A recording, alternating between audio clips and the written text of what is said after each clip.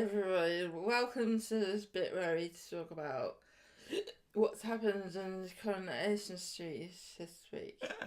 You ready to talk This about isn't acting, it? everybody. She's on her 10th cider of the night. You're not going to be talking about what happened on the street? Did you enjoy Joel's drunk acting this evening, darling? Yes, because it was all an act. It was fake. Just like my act. I found this week's Coronation Street kind of filled with things that I didn't expect that I would like and maybe think I shouldn't like, but I kind of did.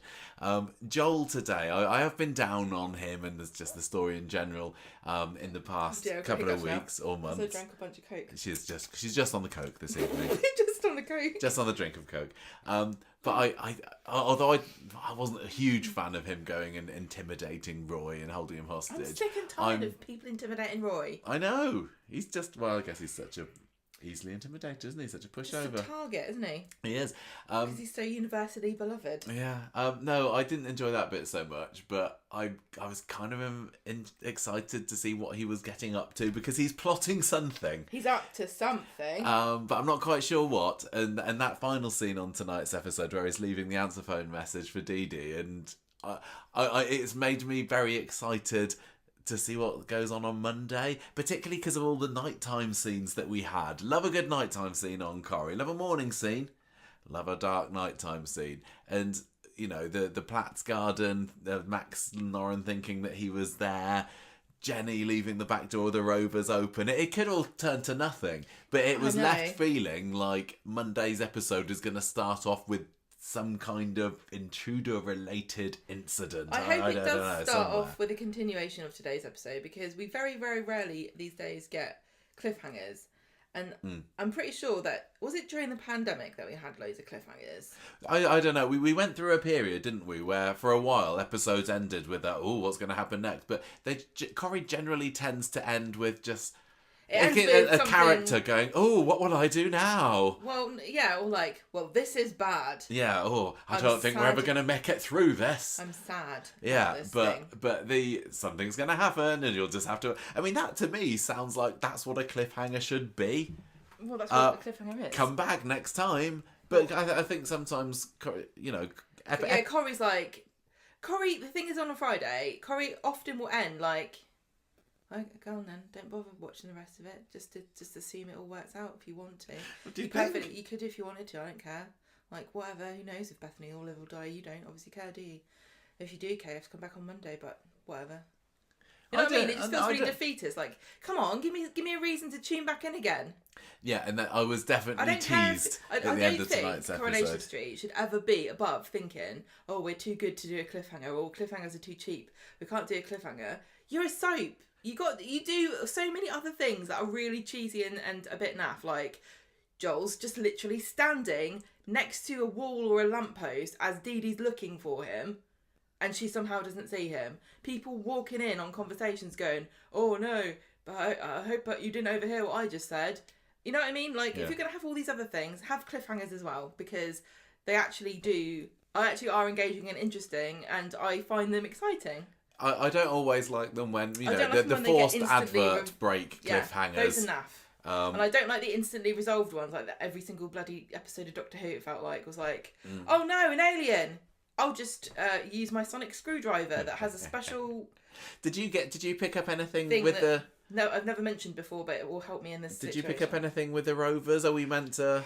No, that felt weird. I was like... because they were saying that Kit's got to leave the lock off. Kit's not back home yet, so I wonder, leave the latch on. Is Kit gonna have a run in with Joel? Or I've never had a door like this. I don't understand what you're talking about when you say leave the latch on. Surely it locks or it doesn't lock. What are you doing? Give him the key. So that was all quite fun for me, and the Bethany story, and we all read about this, I'm sure, a week ago, 2 weeks ago. I don't remember when it was, when Coronation Street decided to let us know, but we need to have our awareness level set low because they're about to be raised through the roof. And I was like, here we go, another one, another medical storyline, brilliant. But she's going to get stoma, is she? Well, of course she's going to get stoma. Lifelong? Yeah, why not?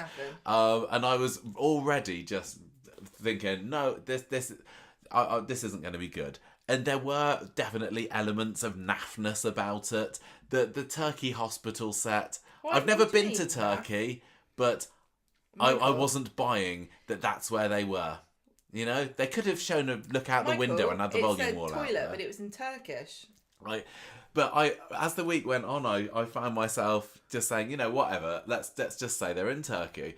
It felt different, despite the fact that there are many medical storylines on Coronation Street. But I think the wide, the distance, that inverted commas, between where they were and Weatherfield, they couldn't just have people going to visit or turning up to menace or have a bit of a cry. It was basically they are stranded in another country. The whole thing with the medical insurance not paying out, so they're now racking up thousands of pounds worth of debt.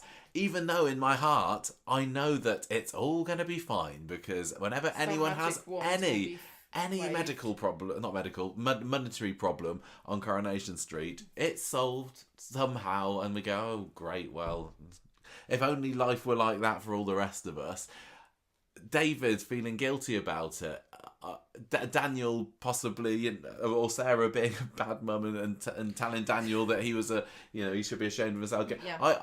I was really bizarrely gripped. Bethany is a really irritating character, and Sarah, I sometimes feel I'm very impatient with her behaviour, but somehow those were my favourite bits of the week. So I'm kind of I'm looking forward to tearing them down with you this evening and trying to figure. Don't do that. I need breaking them down and kind of dissecting. Okay. Not Usually pulling apart and things are dead when criticising. you dissect them. But it was good. Well, I'm interested to hear what everyone else thought of it, and it was just a great exercise in not prejudging, because it could be quite good. I am really, really, really tired of having my awareness raised, though. I am sick of it. I can't be doing with it anymore. I'm really at the end of my tether of it. I just want to watch a TV. Paul's dead. I know. Next. It's so I feel really bad about it too, because I always tried to champion Corrie, using their power for good, right? Because we try to do that sometimes on the show. When something happens, try to be a bit responsible and talk about it in a way that I hope not make too many inappropriate jokes. I hope that people, when we do make jokes, understand that it's to relieve a bit of tension.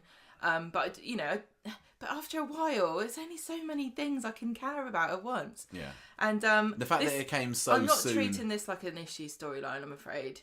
I know it's supposed to be.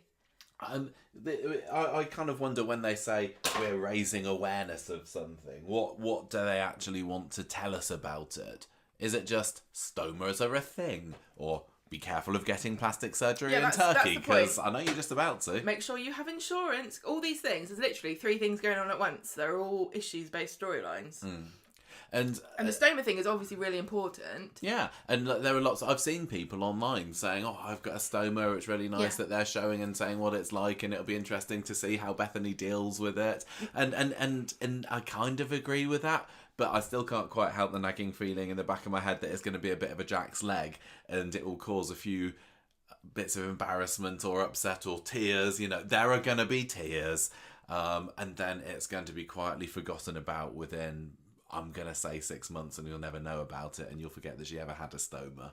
I'm going to say the same, but I mean, I don't know what you want out of it. I don't know what I want out of it, and this is the thing: when they give Coronation Street characters lifelong conditions, they're kind of setting themselves up for a fail, because we don't want to hear about it all the time. But then if we don't hear about it all the time, then we complain that they've seemingly forgotten about it. I know they haven't forgotten about it. And there's no reason why having a stoma, having a bag these days is going to be completely debilitating. It's not life-limiting. It's not at all. It's just really, really hard and horrible to get used to, and traumatising when your body does something like that, you're not expecting, and you feel betrayed and alienated from yourself, and also it's embarrassing. There's no getting around it. It's embarrassing. Yeah.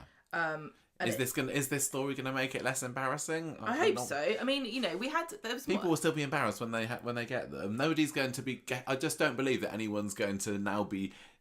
All the people that are going to be getting stomas and colostomy bags are going to be saying, "Oh, it's fine. I don't mind. Bethany got it, and she's shown me the power of positive thinking that it's all okay. It still sucks." Maybe all that will happen is that when people get them from now on, they'll be like, You'll be fine. Look at Bethany. Look at Molly off The Traitors. She's gorgeous. They're both beautiful and blonde. I know, and you don't even have to be beautiful and blonde to get a stoma, because I know somebody that's got a bag. I'm not going to say who they are for privacy, but somebody that I know quite close to me has got one, and it's not me. It's not Gemma. It's not Gemma. It's somebody else. We've got brown hair. And I remember when they got it, and it was absolutely terrible for them. And I remember visiting them in the hospital when it was getting done, and they're now living a normal, healthy life with it. It's great the way that the medical advancements really have made it out. Yeah, it's absolutely. And I also have somebody very close to me who was going to get one. Was a possibility that they were going to get one. I'm really, really upset about it. Oh, I know. So, and it was quite hard to, I had all the pamphlets and stuff. I was reading about it this summer to try to help deal with it. And it is difficult, but it's better than being dead, I suppose. We're not saying that, our awareness is already raised as high as it needs to be. Well, so don't do this, Coronation Street. But with the MND, I really, really, truly believe that was worth raising people's awareness of. And knowing, what's going on inside their heads, and the fact that their personality hasn't changed if you've got MND. That was really worthy story. And what are they trying to raise awareness here? Are they just saying, well, do you know that stoma exists? No? Well, you do now. Although everybody... I don't know. I think... I don't get what you mean about it, because you're acting like everyone knows what one is. Well, no, they don't, but... Although on Coronation Street, everybody seems to. Because they've all watched The Traitors. It was a little... I don't know. I think that there were too many people who were able to... Everybody who was told that Bethany was getting a stoma instantly knew what that was, and I don't know how true to life that is, but maybe thanks to Coronation Street that will be the case. Yeah, I don't know how much I would have known about it.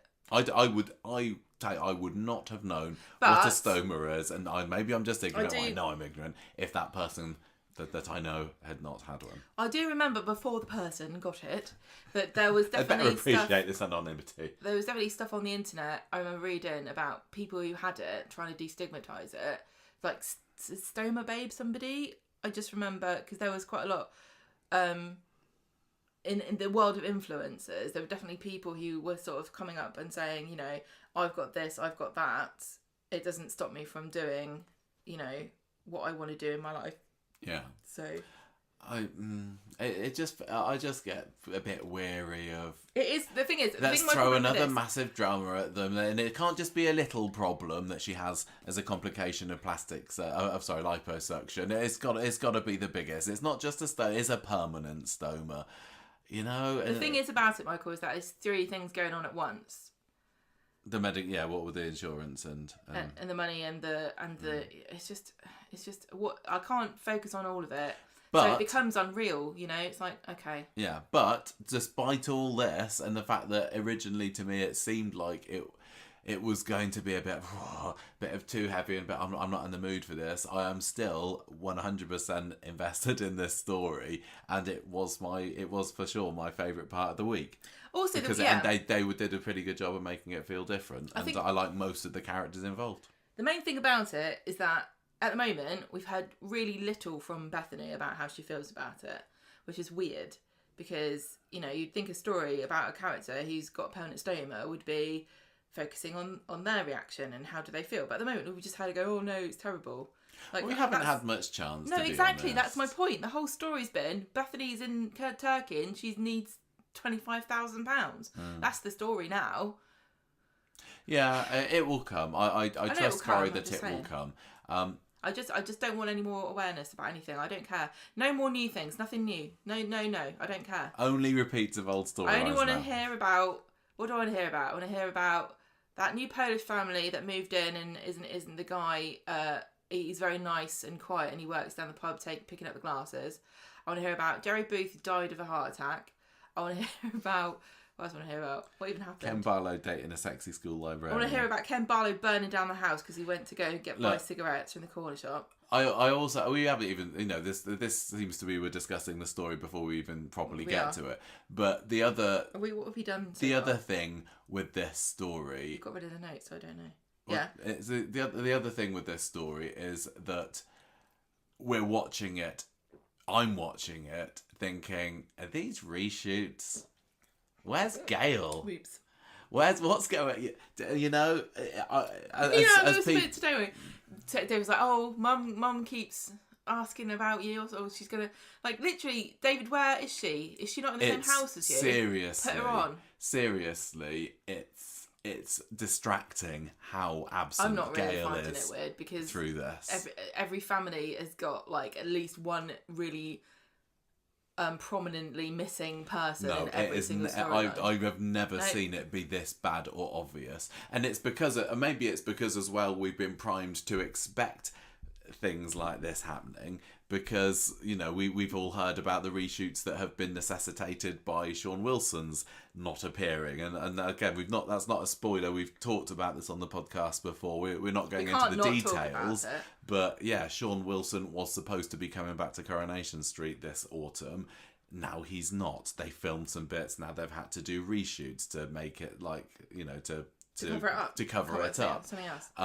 So I'm feeling that maybe in the original version he was going to come back because of this. Do you think? It does. He's a medical man. Sense. He might be able to offer some stoma advice for Bethany. Well, I don't think. No, Martin's not directly related to Bethany, but I mean they're all. That's family, why he's not they? coming back. That's why he's so not I was going to come back, but I remembered I'm not related to her in any So way. he was going to be in it, which would have meant that Helen Worth would have had scenes in it. Now that they've had to possibly reshoot, I'm thinking, have they taken Helen out of these scenes, or has Helen not been able to film these scenes? So they've got Sue Nichols in. It's just distractingly obvious that Gail is not in these scenes. What do you guys think? I mean, I'm not Lily. I don't care. She's never in it. She's playing football. She's just out the back playing football. She's being menaced by whoever's in the back garden. I'll totally accept that as an excuse, but Gail not being there for her family going through this serious drama. Sorry, I don't buy it. Right. And with that, shall we finally get around to announcing the stories that we're going to be covering this week? I thought we were doing the cabin. No, we are going to be starting off by talking more about this Platt Sick story. Last week it was Platt Stick storyline, but she is definitely pretty poorly this. Stick? What was it? It was just for plastic, wasn't it? Plastic. But now she has plastic surgery. Next up, I'm already calling this the pallbearers story for Paul's funeral, because that's what they're talking about, really, isn't it? So pallbearers, we have got some Deering in the headlights at number 3, followed by the return of everybody's favourite, the Mason and the Carpenter. Yeah, that is right. Stu is back in the spotlight this week. And finally, we had a few scenes at number 9. So State with the Vape is back with a vengeance for our 5th storyline of the week. How do you want to get through this, Gemma? Do you want to do the Bethany one? Do you want me to do it? I'll do the Bethany one. You do the Bethany one. So we've already pretty much talked about everything that happened, but now let's do it in painful detail. Yeah, why not? Yes. So Mondays was I quite like the beginning of Mondays. It was gossip spready, wasn't it? The word was moving around the street about Ryan and Daisy splitting up, and Sean was being particularly gossipy was it in the cafe? I can't remember. But I really liked that, and we've said before that Corrie needs a gossip character, in the absence of Norris, and Sean's the closest we're going to get to it. So I like that they gave him a little taste of that on Monday's episode. I'm sorry, I'm already taking over this. What happened next, Gemma? Daniel hears about it, goes over to the Rovers to see if Daisy needs any help, with her being sad and everything. And Daisy talks to Daniel about her and Ryan's bond over having acid poured out all over them. Maybe this will inspire Daniel to get a stoma. Well, maybe. I do wonder what's good. We said last week, are we just resetting who's going out with who in this little love quadrangle? Because I do think and hope that Daniel and Daisy are going to be an item by the end of this, although it's still not looking really that way at the end of this week, is it? But yeah, I think that possibly, Ryan with his acid scar, Bethany with the stoma, perfect match. Maybe. I just think that I think they're a pair of grafters, those two, and they don't have traditional skin grafters. They don't have traditional jobs, right? So they're always going to be having to drum up some kind of business somewhere. So Ryan and Bethany kind of like both striving and, hey, I've got this great gig, can write about it and you write about it in the paper, Bethany, and I'll you know what I mean. Yeah. Like that could be much more interesting than whatever it is the other two lot do. I don't know. Anyway, because Daniel and Bethany are just. I just don't like duds. it. I do not like it. And even you were talking about when Daniel was in the hospital with Sarah. I think it was on Wednesday's episode. The age difference between Daniel and Sarah, it feels like he's closer to Sarah's age than he is Bethany's. Well, I don't think there's a whole lot in it, to be honest. I actually think he's more mature than Sarah. Yeah, well, yeah, who isn't? So it just doesn't work for me. I think that him and Daisy should. Well, you know what I think about that. Well, you know what I think. So I liked that scene. Right. So, but he does let her down. Who lets who down? Daniel let Daisy down because she does a love confession. Well, he lets everybody down in this scene. He lets Daisy down and he lets Bethany down because he keeps getting phone calls from these Turkish numbers and he's not answering because it's like, oh, it's just going to be Bethany gloating on about how great her room is. I mean, for goodness, this girl's got in there. She's been there like a day and already she's just under the knife. How? No, she's been there a week or so. How? Okay. How bad should Daniel feel about ignoring these phone calls? Because this was something that Sarah was holding over him on Friday's episode. She was being particularly difficult to stomach, but I think that him not answering the phone to his girlfriend, even just to say, "Oh, hi, babe, sorry, I can't talk at the moment." I know he was with Daisy, okay, but it seemed a bit off. Why has Bethany put him down as an emergency contact? Well, they've only been going out with each other for hardly any time at all. And well, he's useless, isn't he? Well, or else, all right, don't put someone down as your emergency contact and not tell them. But that's the thing. I would say that Daniel is. He's pretty reliable. I thought why didn't he answer the phone then? Well, no, exactly. That I didn't really buy that he wouldn't. All right, whatever. He's too busy talking. But to Daisy. I don't think that Daisy even this conversation that he was having with. Yeah.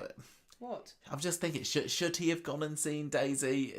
Right, Bethany hadn't been gone for too long before he was already running round to Daisy to say, "Are you all right? Are you all right?" And he clearly wasn't. He clearly wasn't going there to try and make back up with her. But I can totally see how Sarah would look at him doing that and think, "Hang on a minute, come on, she's your ex." Head up his ass at all times. Don't expect him to understand or be able to contextualise his behaviour in any way whatsoever. Right, so he's not answering his phone, and he just says to Daisy, Daisy's steeling herself to tell Daniel that Ryan thought that she was still in love with him. And she was. She admits it. That she's still in love with Daniel. And Daniel is like, my heart had a little I flutter. need to know what Trevor and Connie are getting up to. And then after the advert break, he's like, I don't know what to say. Can't see why you wouldn't fancy her, to be honest with you, because I am a big catch. Phone rings again, doesn't answer again. He tells Daisy that feelings just don't go away, but too much has happened. And I'm with Bethany now. Maybe feelings don't go away, but they do change. So he's kind of saying by that there is something lingering there. I think there's a little pilot light that could be reignited at some point in the future. He said, I'm letting the fans know it ain't over till one of us is dead. Mm-hmm. So she's disappointed, and he's like, look, she tells him she's okay with it, and it's fake smiles and stuff, so thanks for checking in. And then Daniel tries to phone this Turkish number back, but he just gets the answer phone. Finally, he gets a phone call when he gets back to the flat, and it's not Bethany at all. It's somebody with some shocking news. So he goes and tells Sarah that Bethany is in intensive care in Turkey. I do wish that Corrie hadn't spoilt this in advance, and it wasn't too far in advance. Oh no, it was actually. No, this has been out there for a while, actually, hasn't it? That this was going to happen to Bethany. But did they? I don't know why they do. Do you think they do it just so they can be like, look, see, we don't make it up as we go along. We thought about this ages ago. Do people really need priming about this? It would have been a lot more exciting because it did feel it was so different and out there. Especially when they had the scene later in the episode where you get the shot of the plane and Daniel in the airport is like, oh, what's going on here then? I was sorry. Right, so let's say Sarah and Daniel are frantically trying to book tickets to go to Istanbul, but Sarah's passport has only got 3 months left and they won't aboard the plane with it, so she's going to have to go and sort it out and get a renewal. So she'll have to follow after, and she's like, "Oh no, what will happen if I'm not there?" What? Well, yeah, they don't know at the moment what's know actually what the hell's happened. They know that Bethany's in intensive care. You just think she had an accident or drowned in a pool. Or... I can't think of anything worse. I mean, we're not parents, but if we got a phone call to say that Abby, bless her, was in intensive care in Turkey, I wouldn't know what to do. No, I'd be confused. Yeah, this is horrific. So he goes to the taxi. He gets on a plane. Meanwhile, Audrey and David come round to Sarah's flat, and she's trying to sort this. She's really, really being passive about it. She's like, "I'll just phone him up. I don't want to go there. I don't want to go around there. It's a big faff, innit? I'll just phone him up." Nobody's answering the phone. She's not getting anywhere, and she's just freaking out because she doesn't know what to do. And they're trying to calm her down. That was the first scene that made me think there's something quite reshooty about this. Okay. Okay. It clearly doesn't bother you as much as it does me. Not at all. Sarah finds Carla in the pub and tells her, and Daisy, and Daisy's like, "Oh, Daniel was Bethany's emergency contact. He was getting phone calls and he didn't answer them." And then they're like, "Well, why were you with him? Why were you together?" And then Daniel arrives in Istanbul, goes to the hotel, which looks a bit like the hotel. The hospital. It looks a bit like a Premier Inn. Daisy tells Sean. Everyone's telling everybody. Daniel calls Sarah and tells her that Bethany's got sepsis and her bowel has been perforated due to liposuction. I don't even know what do they. I thought, right, this is how I imagine liposuction. They get like a big hose, like it looks like a needle, and they shove it in your bum and they just kind of hoover out the fat. Why are they going? Well, I think the Corrie's not done a very good job of raising awareness of it. Then, if you still don't know what liposuction is, I wanted to see like a really in-depth. They got Channel 5 shows after 9 o'clock that shows you all that, and all when it goes wrong. Do you remember when everybody was completely obsessed with having what they called? Where you have your hose at your bum and they suck everything out. Colonic irrigation. Yeah, do you remember when everyone was obsessed with that and people are having that done on television all the time? Because like Gillian McKeith talking about, look at your poo, look at that, you disgusting animal, you need to eat more greens. Yeah, it's along the same lines. Why didn't we get taught about liposuction? Now I'm not skipping ahead. Can we talk about that plane scene? Because I found that, it seemed like it was just stock footage of a plane, didn't it? But it came out of nowhere. The fact that Coronation Street so rarely films out of the confines of Media City now, having a plane did make me think, are they actually doing something here? What's going on? It felt a bit special. It did remind me of like a bumper in like a travel program where they're like, you can go to Turkey for just £385 per person, all inclusive. Well, they showed a picture of the Turkish airport, didn't they? But then they had Daniel walking through what I think was Manchester Airport, and it was a split-second scene. Must have been no more than 5 seconds that we saw Daniel marching through the airport. But just adding that little bit, just making the effort, and it's not just it's money. I don't know that the budget is the issue here. It really helped sell the fact that he was going to Turkey. Unfortunately, yeah, as you say, when they got to Turkey, that hospital set just felt too much like a set. I would like a window, window with a volume wall outside, and have the window can just have blinds on, because there was some scenes in number 8 today where you could see the houses the other side of the street where there was just a big picture of it outside the window. But no, but luckily, as I said, by the end of the week, I was able to just suspend my disbelief. But I don't know what more I would have wanted. I don't know what a Turkish hospital looks like, but I'm just googling it now. Didn't work enough. It looks like a hospital. Didn't work enough for me. I think the problem was that they had to make it look like different from the medical centre, because then we'd be like, it's a medical centre with different signs on the Weatherfield Hospital set. Yeah, it didn't look like that. Right. But anyway, so that was Mondays, and I was in on this. I was like, okay, let's keep on with it. Go on, then. What happened next? Let's see what happens. We said so on Wednesday. The Platts are like, all busy. Sarah's got her appointment at the passport office. Audrey's like, why has she done this? I don't understand.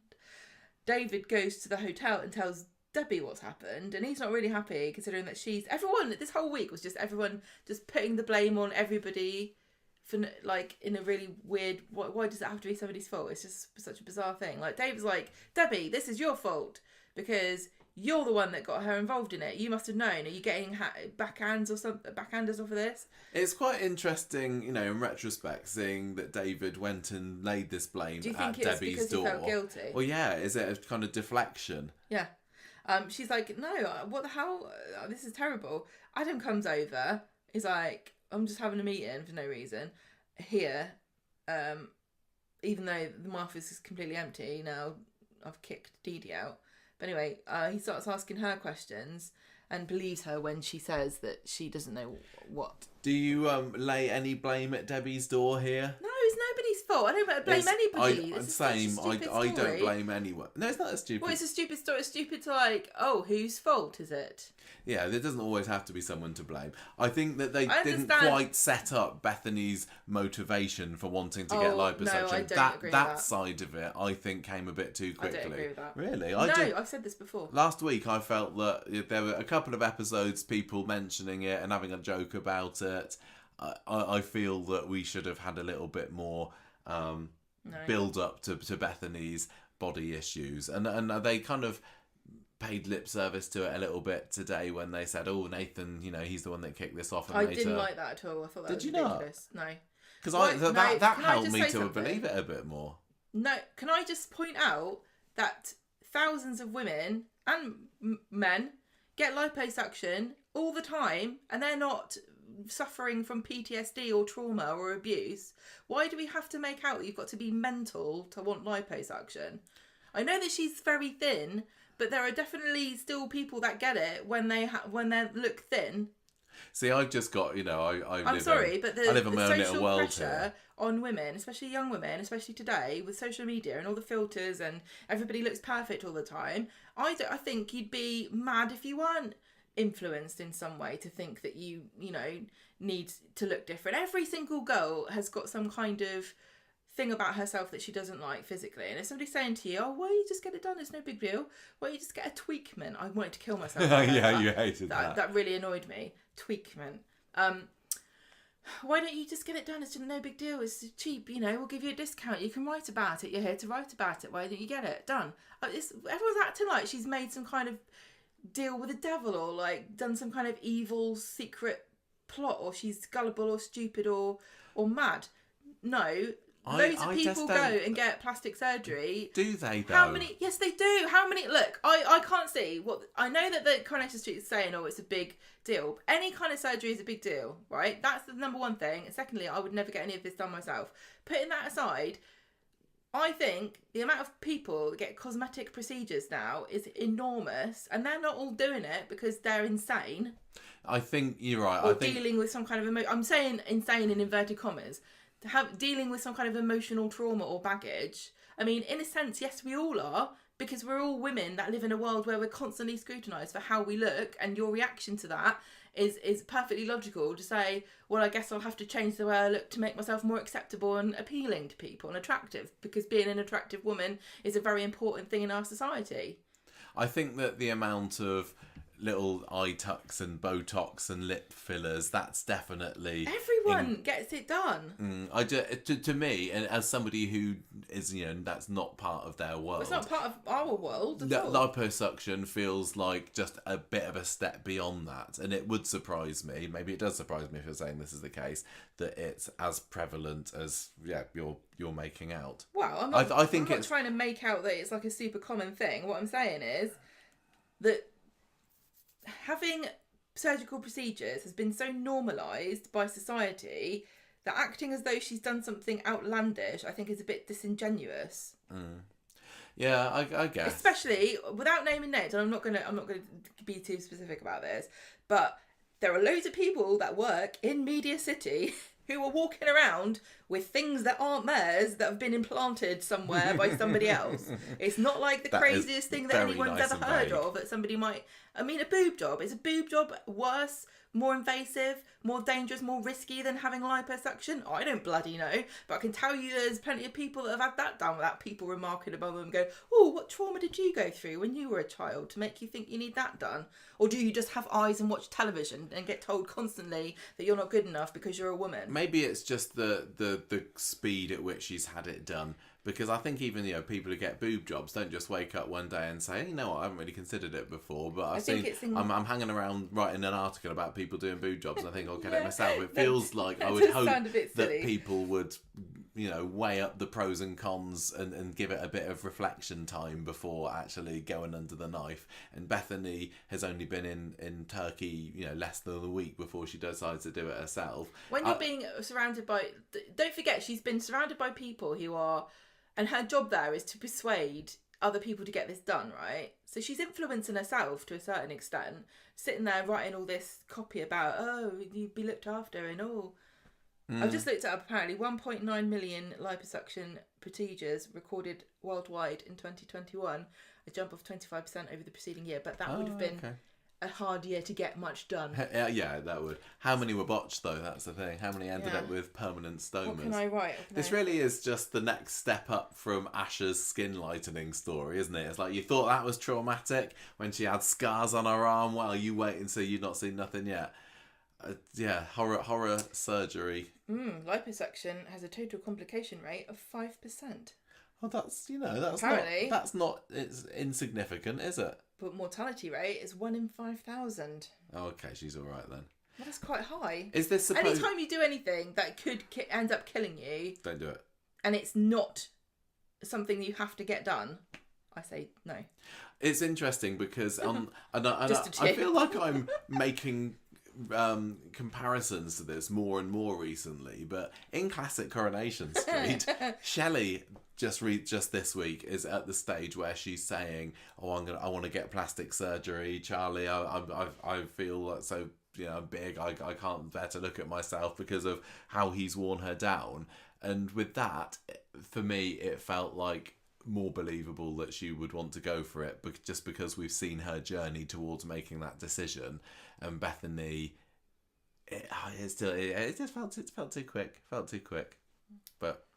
And maybe it would have been nice to have seen some scenes in Turkey, but then if I'm asking for that, I'm also asking for more sets that I'm just going to not be able to stop thinking, that's not Turkey, that's not Turkey, I'm going to say that maybe what happened here, I don't know, did they always want her to have a stoma? That's the question.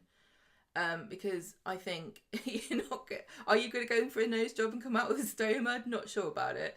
But liposuction is like one of the few things that you can go, oh yes, you had liposuction done, and you don't have to like say to the actress like, do you mind if we put fake lips on you or give you a, do you want a free nose job? It's hidden, isn't it? Nobody's going to see that you've got liposuction done, especially if it goes wrong. Yeah, and this is partly why having the stoma in the bag is, I imagine, going to be quickly hidden and forgotten about because she just needs to pull her jumper down. Oh, what a burden for you. Yeah. Having to play somebody with a stoma. How are you going to cope with that?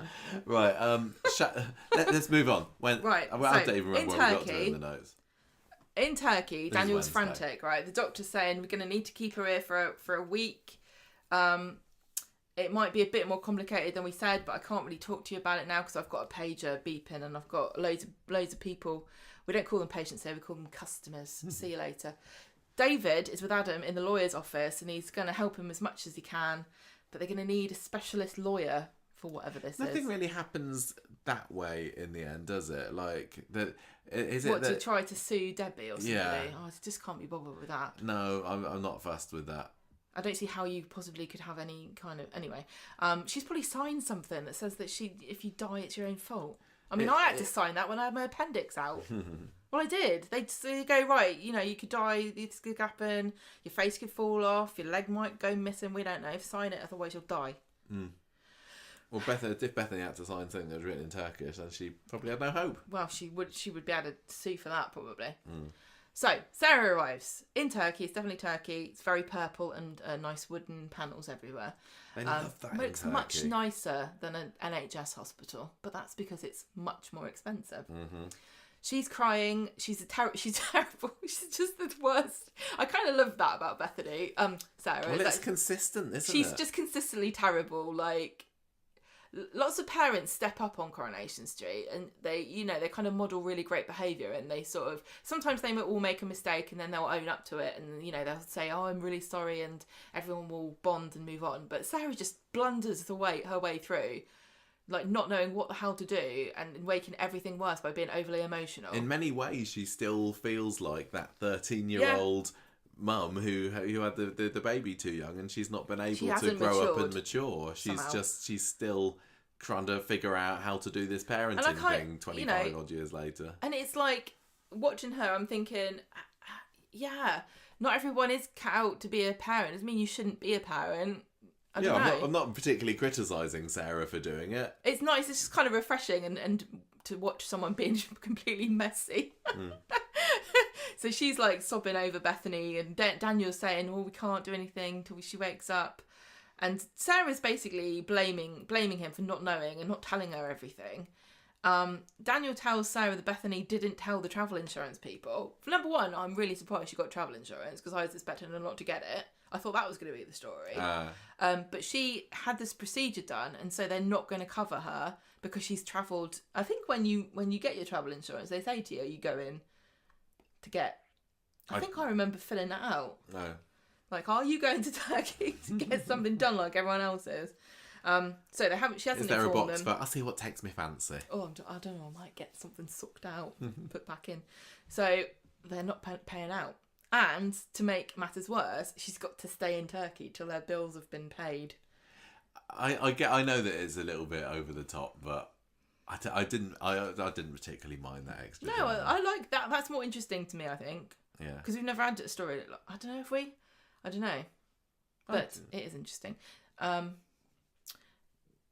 was just thinking about people watching this from countries where you have to pay for your health care when you have it. Because obviously NHS is not free. It's just free at the point of service. We pay for it all the time. I hate people that say it's free. It's not free. But if you're in America, like, well, yeah.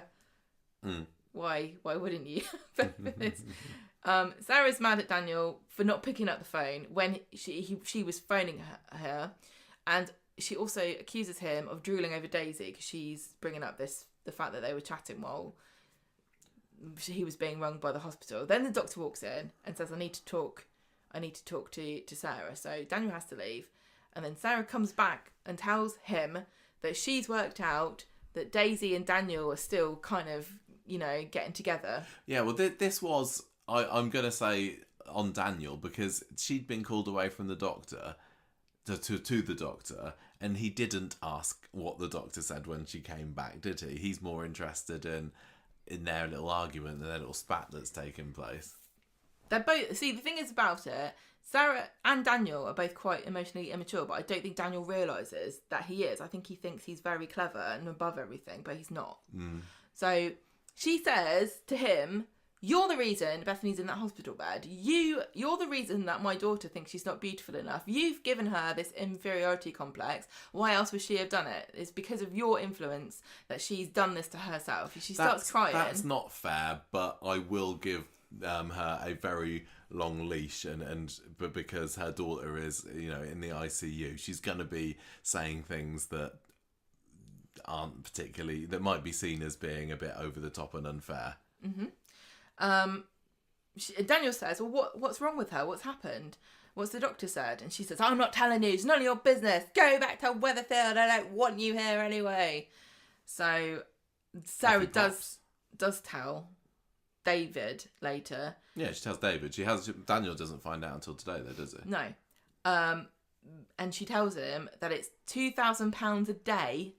And they've already spent, £15,000 on the surgery in the first place. It's almost as bad as trying to get your AI porn video taken down off the internet, isn't it? I know. I tell you what, though, this is nothing compared to going on holiday and peak time in this country. Yeah, teachers all £2,000 a day. What, you going to Cornwall? Anyway, Bethany's woken up. Sarah hasn't told Bethany exactly what has happened with Daniel, and she's like, "Where is he?" Oh, He she's did. like, "I've got to get back to Bertie." Yeah. So he's not even seen her awake. He's just been hovering over her, fretting, and now she's sent him away. And Bethany's sad because she doesn't know where he is, and she doesn't know what's happened. And then she realizes that she's got a stoma, and and I think Sarah's telling her there's been a lot of damage done, and Bethany's trying to blow it off and be a bit blasé, like, oh well, it's just a few days. Everyone gets it done. It's not a big deal. It's just a little procedure. It's just a little tweakment. It's fine. Yeah, Bethany was very, very blasé about it, wasn't she? She was just like, oh, whatever. I think that probably she would have been more worried and concerned about it. It was a bit of a weird reaction, but I don't know. It was like, could have been worse. Could be dead. But I suppose that was done so that when she found out just how bad the situation was, she, the emotion had to flip to quite that extent. I don't know. I don't know either. It's just a different way of approaching it, I suppose.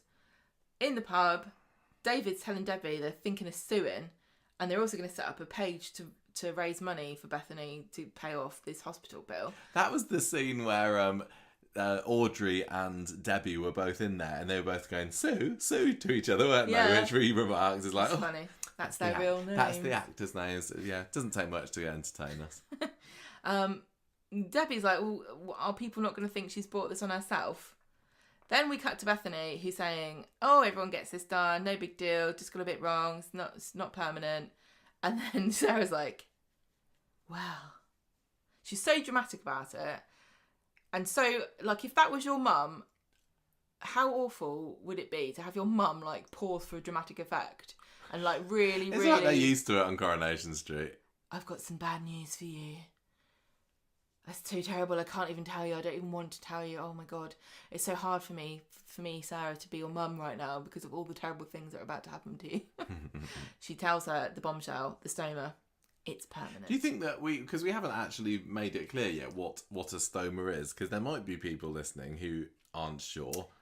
It's just like a little nub, isn't it? It's a bit where what a part of your intestine is moved. It attaches to the outside of your body. So you got like a little tap, and you have a bag that attaches to it. I'm not explaining it really well, where but it's the waste is expelled. Yeah. So it's basically a bumhole bypass. Yeah, basically. To a bag. And it's permanent. On Friday, this one is. Sometimes you get it in for a little bit, just to see how you feel about it. Most people don't choose to carry on. On Friday, Bethany is devastated. She thinks that that's why Daniel's scarpered. And she's like, I've ruined my life. And Sarah's like, you've got to be strong. And Bethany says, well, they told me this was no big deal. They gave me a discount. It seemed like a good idea. I only wanted to come and have a tweakment. She says, I wish I'd never come. I want to go back to my bed. The insurance will cover this, won't it, Mum? And Sarah's like, won't even cover the fact we lost your luggage. So she says, no, we're up to £25,000 in debt so far. But we'll sort it out. Don't worry about it. That £25,000. It could have been £25, or it could have been £1 million. Yeah, it is absolutely meaningless. As a Coronation Street viewer who knows that they will sort it out eventually. Yep. And that's just because they keep on dropping these kind of stories on us. I'm sure she'll just write a book about it and get given a prize. That's like we're desensitised. They've done it too much. It's like we don't care now. Daniel goes to see David and updates him about this, and David's like, I can't help but think this might be my fault. He tells him she's got a permanent stoma, and Daniel's shocked, and he asks David if Bethany's ever said, like, why she got this done? Why is she getting liposuction done? Has she ever said anything to you about it? And David's like, well, there is a chance that it might be my fault, yeah. I phoned her up when she was in Turkey, and she said she was thinking of getting lipo, and I said, oh, you should take all day to get rid of your love handle. So I thought it was a joke.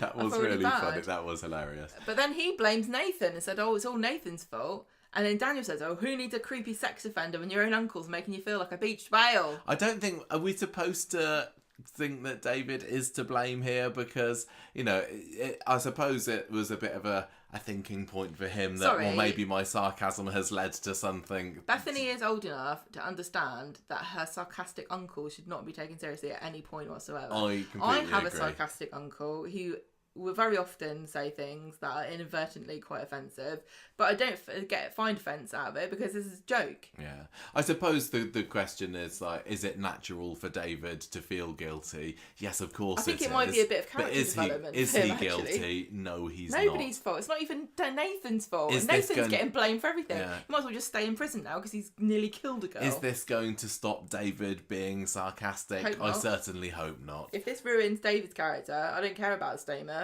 That would be the worst. So I don't mind that. As you said, it is a bit of character development for him, but I do hope that he realises this isn't his fault. Nobody's.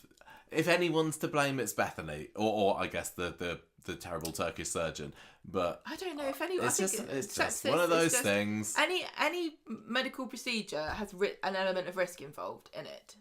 Yeah. That's just the end. That's just it. We're human beings. We're made of meat and bits and bobs and tubes and stuff, and if you mess around with them, sometimes it goes wrong. Meat makes mistakes. Daniel goes to the pub and tells Daisy, I cannot believe everybody's spilling all these beans about her private medical information. If I ever get a stoma, I'm not having it announced in the local pub by my stupid boyfriend. I mean, I'm sure it will come out eventually, but the last thing Bethany needs is everybody finding out about it. But I suppose they need the information for the crowdfunder. Imagine how embarrassing. I mean, look, there's stigma about it already because it's an unpleasant part of the body to discuss. But then having a crowdfunder and everyone going, "Oh, but was it your fault?"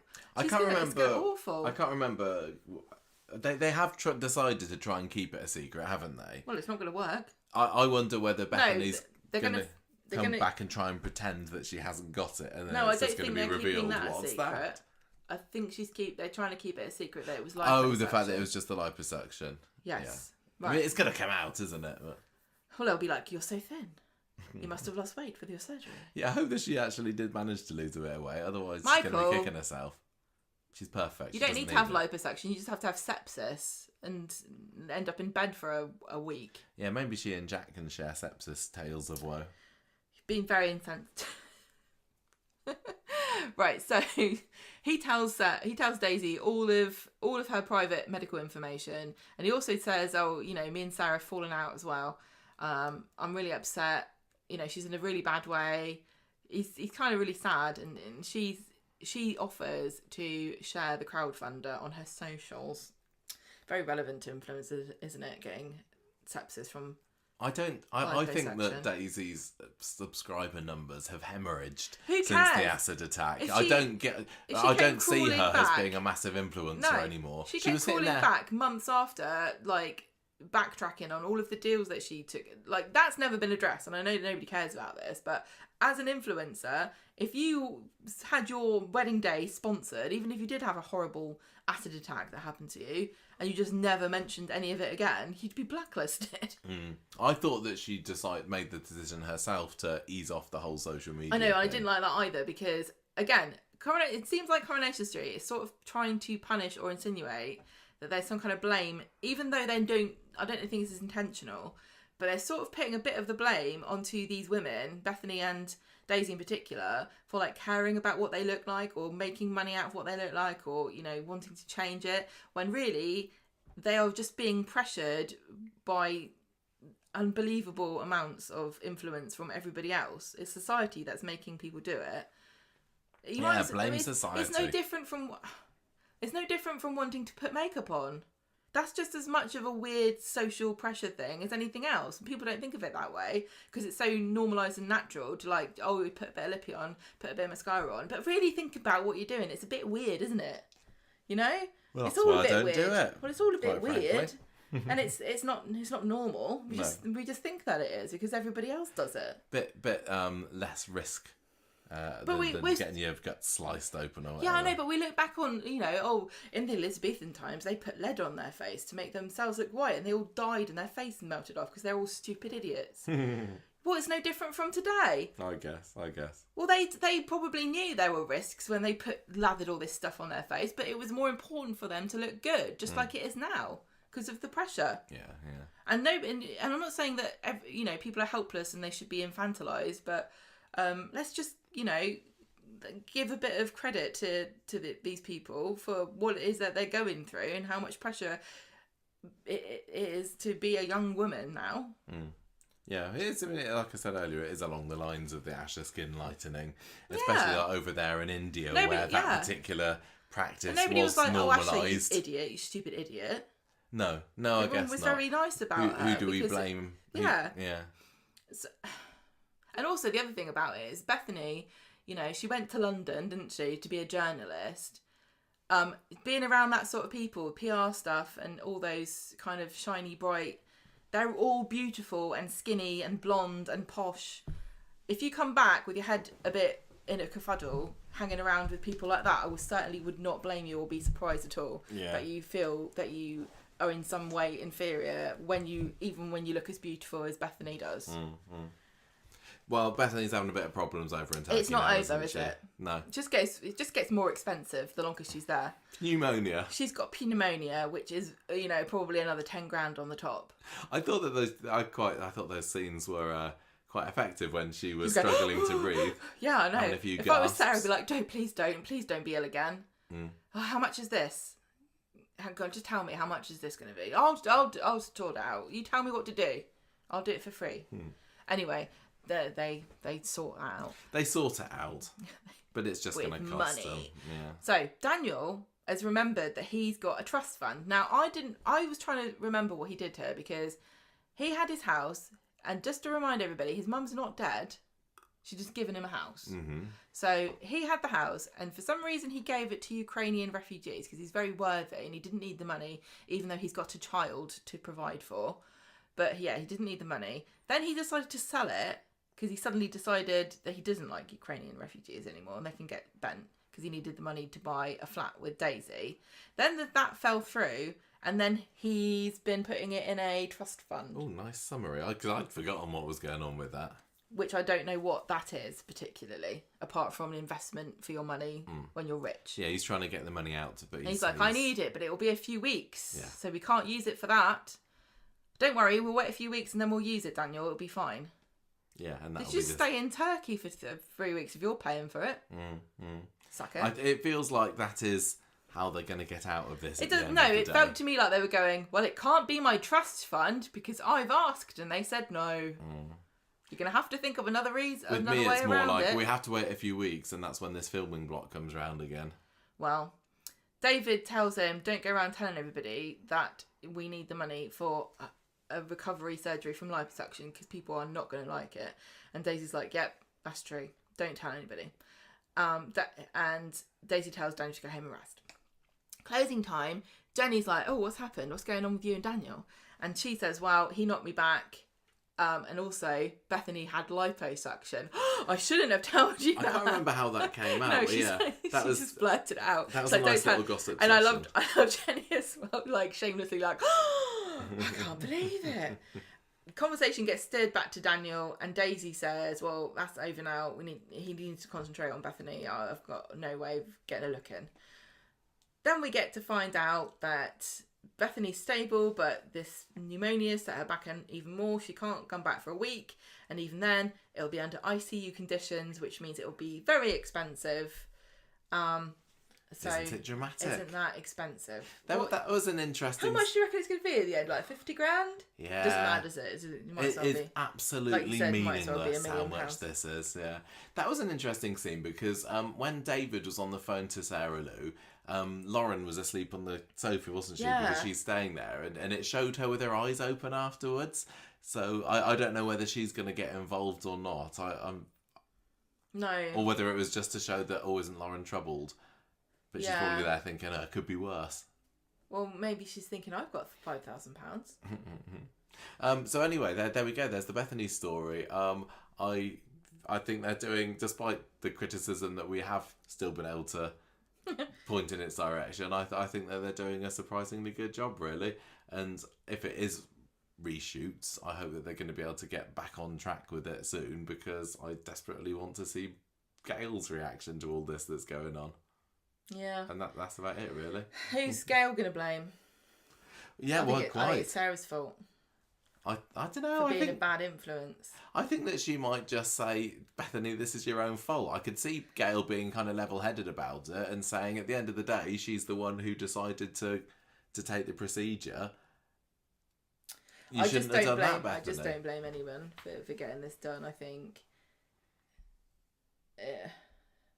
I just, the pressure is horrible. Mm. And I know, yeah, it's everyone's got their own agency and stuff, but no one's immune from being told continuously you're not good enough. I'm kind It's not like she can get an operation to be good at writing, is it? No. But yeah, I think that once she's back, I really don't think that we're going to see a whole lot of here's what life with the stoma is. I mean, as we all know that soap characters don't go to the toilet, that's do we? So like, I mean, I've never known... seriously, what real-time term difference is this going to make? She's Nothing. Like, Mum, to be honest, I've never really known what my bum's for. Never understood the point of it. Yeah. I mean, look at Craig with his OCD. Exactly. It feels like it's a bit of a short-term shock. And of course, we know that Lucy Fallon is going to be going on some maternity leave at some point in the near future. So is this a story just to, in some way, facilitate that? I don't know how it could particularly. No. Because she's going to be coming back to Weatherfield.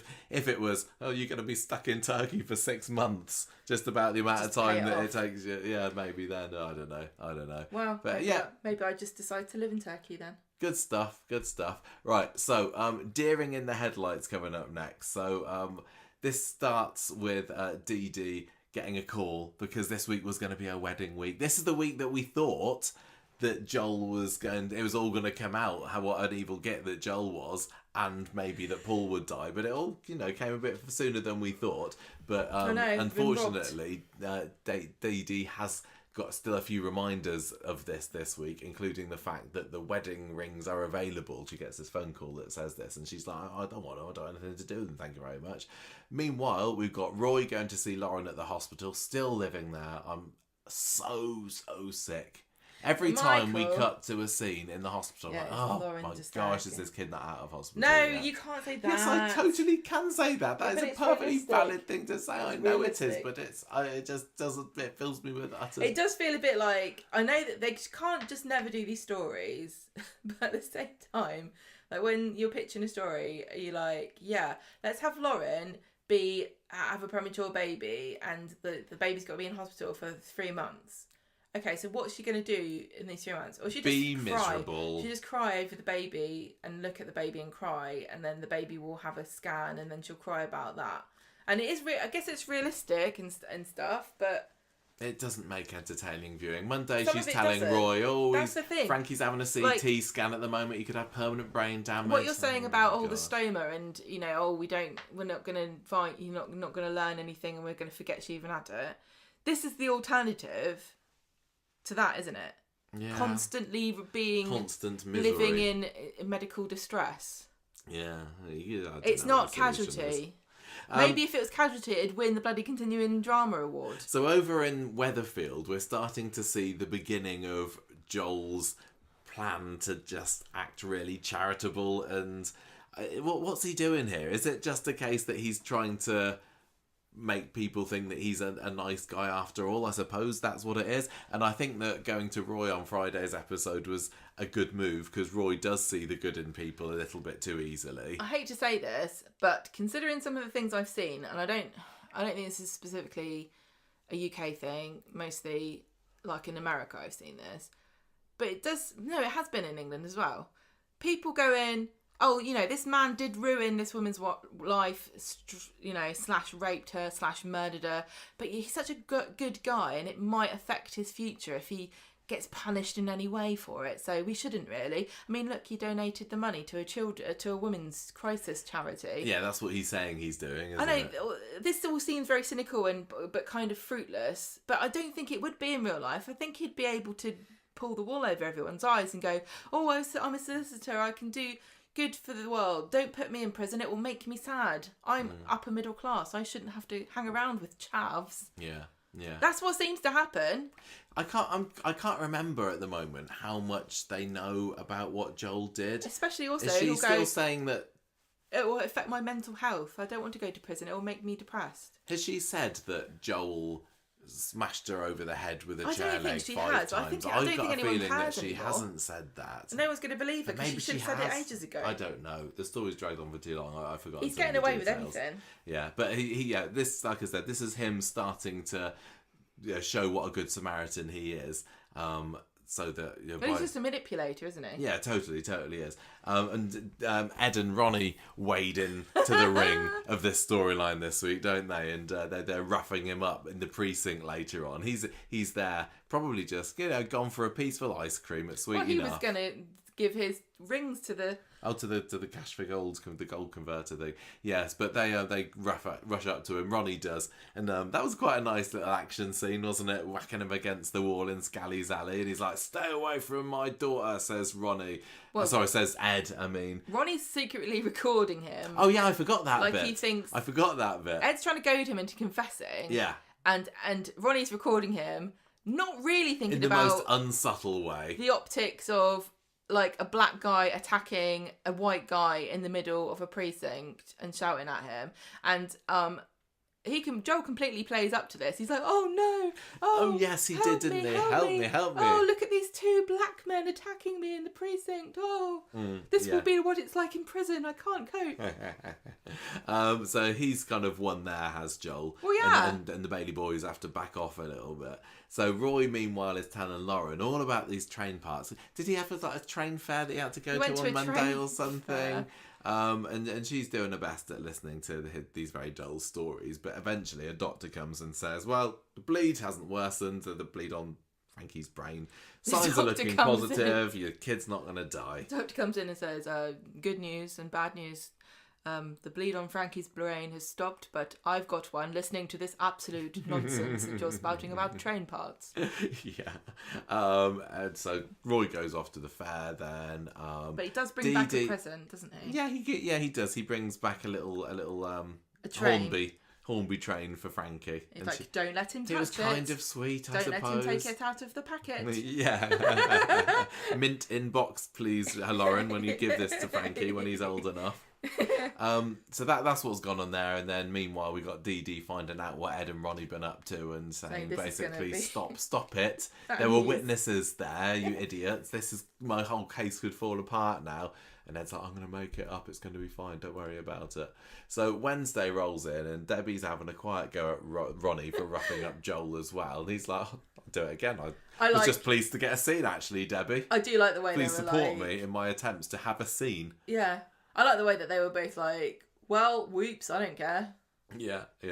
The hospital.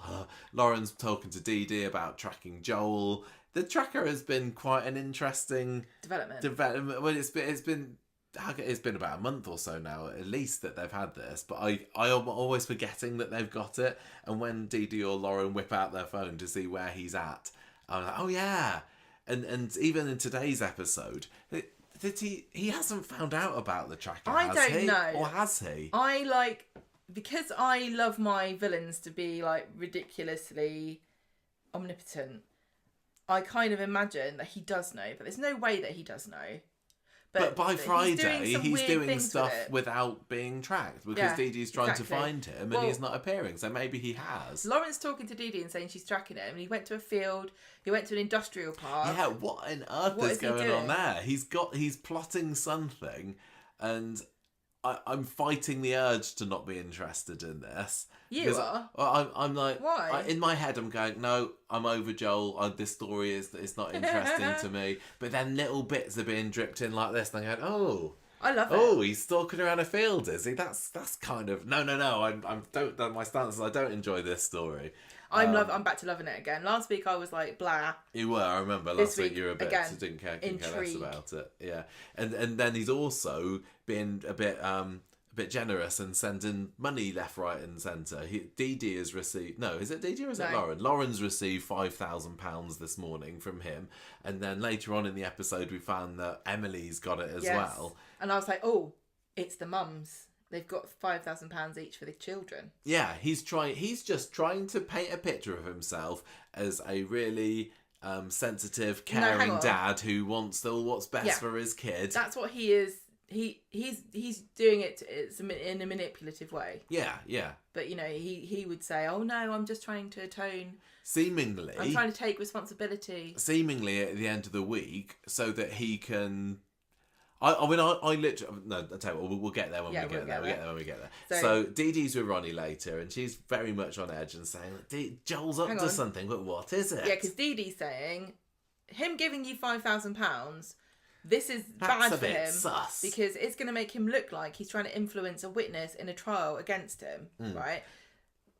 Now, obviously, Joel knows that is something that could happen. So there's more to the plan than this. That's what I'm thinking. Yeah, it's got to be. He wouldn't make such a rookie error. No. As to you That's don't bribe. This is why I love villains in fiction, because they're always a few steps ahead of everybody else, and they've always got some plan that you have to try to uncover. Yeah, but there wasn't a whole lot about this on Wednesday. We find out that the case against Lauren for attacking Joel the other week has been dropped. And everyone's like, I forgot that. That was just such an example of a cliffhanger for cliffhanger's sake. It's ridiculous. And that's about it. There's another scene in the hospital. That's where we basically find out that Emily's received £5,000 as well.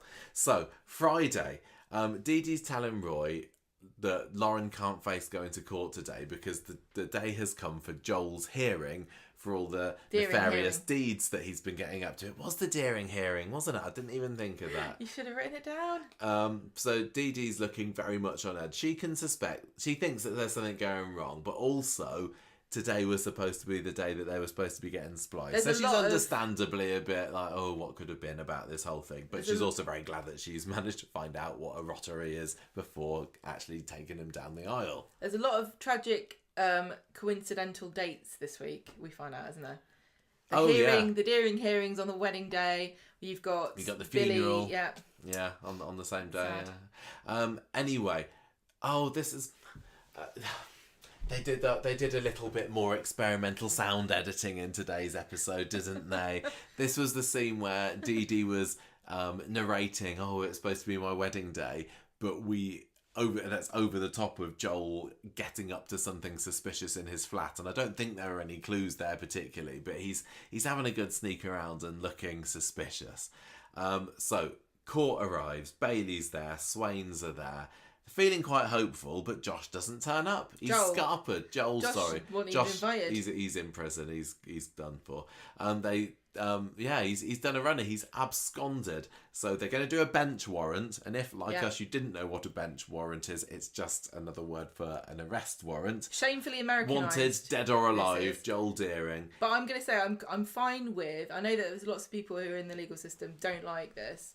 The fact that all of our legal stuff is so, like, our expectations are so Americanized. Like, where's the gavel, etc., etc. I think it's kind of nice and quaint that we have no idea about some of these things, because it means we haven't been to prison and court and law stuff. But if you believe Coronation Street, everyone's been at some point in their lives, or even some point in the past 12 months, to be honest. But yeah, exactly. Well, we probably should know a bit more about it. So anyway, nothing can happen there. There's this arrest He's warrant going to out get for arrested. Joel, and so they all go back to the street. And this is where Dee Dee gets her tracker out and realises that there's no signal on Joel. Do you know what she should have got? Instead of getting this tracker thing, she should have got like something off her Alien, where when you turn it goes beep beep beep beep beep beep beep beep beep beep beep beep beep beep beep, because she would have known he was right there. He was right. It was about 10 meters away. So this is what makes me think he's done something to this, because he didn't not bring his phone.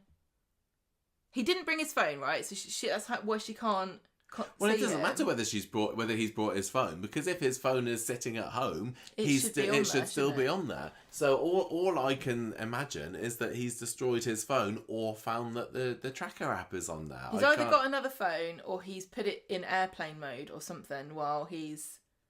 I mean, would seem like the very sensible thing to do if you're If you know you're being if you're trying to be a tracked. bit, well, no, I was going to say if you're just trying to be a bit sneaky like he is. Well, yeah, you would definitely, because they can track where you've been. Yeah. If you're doing a crime. Yeah, so is that, or maybe it is just that. Maybe he's saying, I don't want my GPS position to be used in court, and that's actually quite a clever thing to do, to put yourself on airplane mode. Or aeroplane mode. Aeroplane mode, as we call it in this country, indeed. But anyway, yeah, he's having a bit of a loiter in Villains Alley. But he goes to see Roy later, doesn't he? There's also a bit where Lauren's like, oh, Joel's absconded, that means he's going to come after me. And so Swain says to Max, can you look after her tonight? Yes, this is the scene where Lauren swipes some... I said mace at first, but I don't know what it is that police officers have to spray in their victims' faces these days. They're not called victims, they're called perps. Yeah, she's got a bit of perp spray. Yes. Do you think when you press it down, it goes, perp? Oh, Bethany will never be able to do that again. Bethany will not be able to perp again, no, that's true.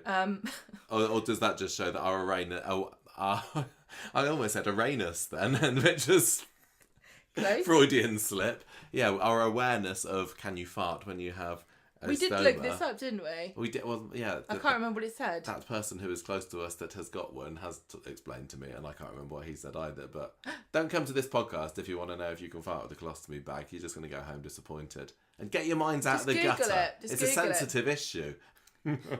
Anyway, she's got this spray, and nothing happens with this for the rest of the episode. Again, just to point out, for people in a different country, we are not allowed to carry any kind of defensive weapons or sprays or anything. I think that the only thing you're allowed is those little knuckle things that you can put on your keychain, but I'm not even sure if that is really technically a good idea.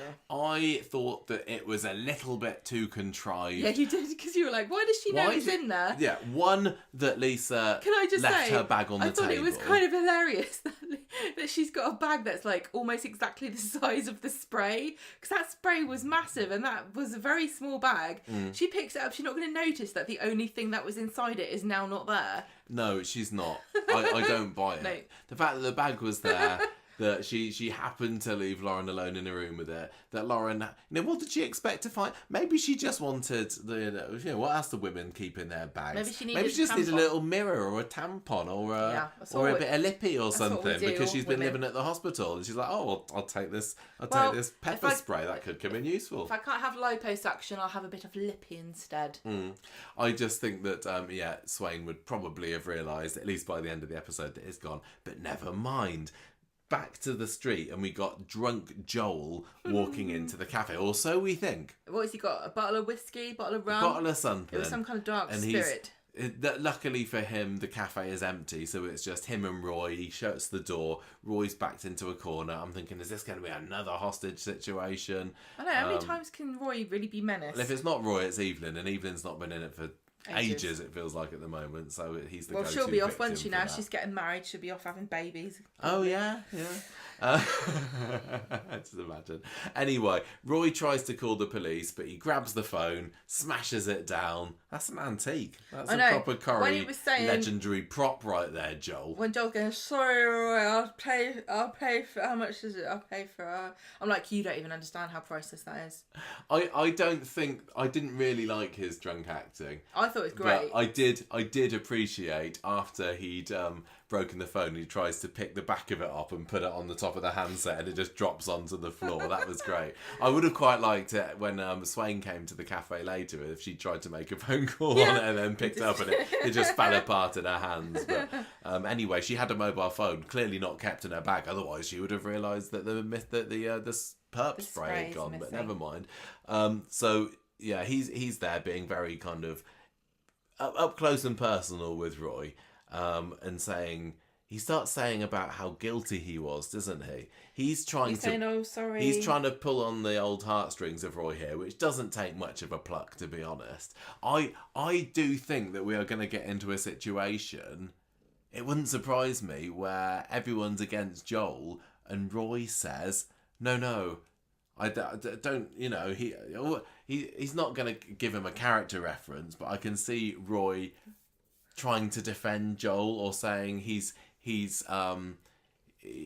feeling regret for what he's done. Yeah, like he didn't need to come and tell me that he was sorry. Yeah. But Roy just say, look, if you're feeling so bad about it, why don't you just confess so that everyone doesn't have to go through the horror of the trial? Yeah, this is when he breaks the phone, I think, isn't it? And he's like, no. Yeah, he says, I'm really sorry, all the troubles are caused, you've been in jail because of me. And he's getting really right up in Roy's face here, but then Carla comes a knocking at the door, very helpful, and Joel exits I wasn't expecting the cafe. this. He comes out and like right at the camera, doesn't he? We're seeing him coming towards us menacingly. You see from his point of view first, I think it is, looking down at Carla, and then you see him coming towards her. And I did wonder what was going to happen there, but clearly nothing, because that would ruin his plan to make himself look like a remorseful citizen. So he kind of swaggers off down the road, but then when he gets to Villain's Alley, he's like, la la la. He fooled me. He fooled me.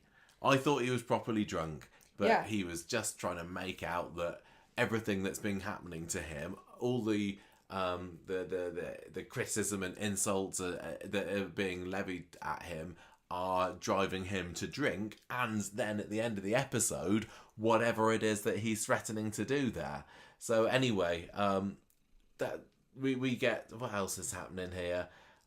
Dee Dee finds out about what's happened to Roy, says, oh, isn't it terrible? All the goodies gather in the cafe, basically, for a what do we do now kind of chat.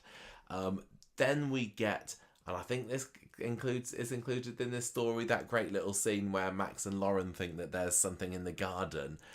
I loved that. It was really creepy. I was like, it was proper creepy. It's nearly October, which everyone knows is the month of Halloween. And I'm so excited. I cannot wait to get really into spooky things. And watching those two just standing there like going, oh, what is that? Just made me really, really yearn for some kind of horror or spooky themed episode of Coronation Street. Because they could do it so easily.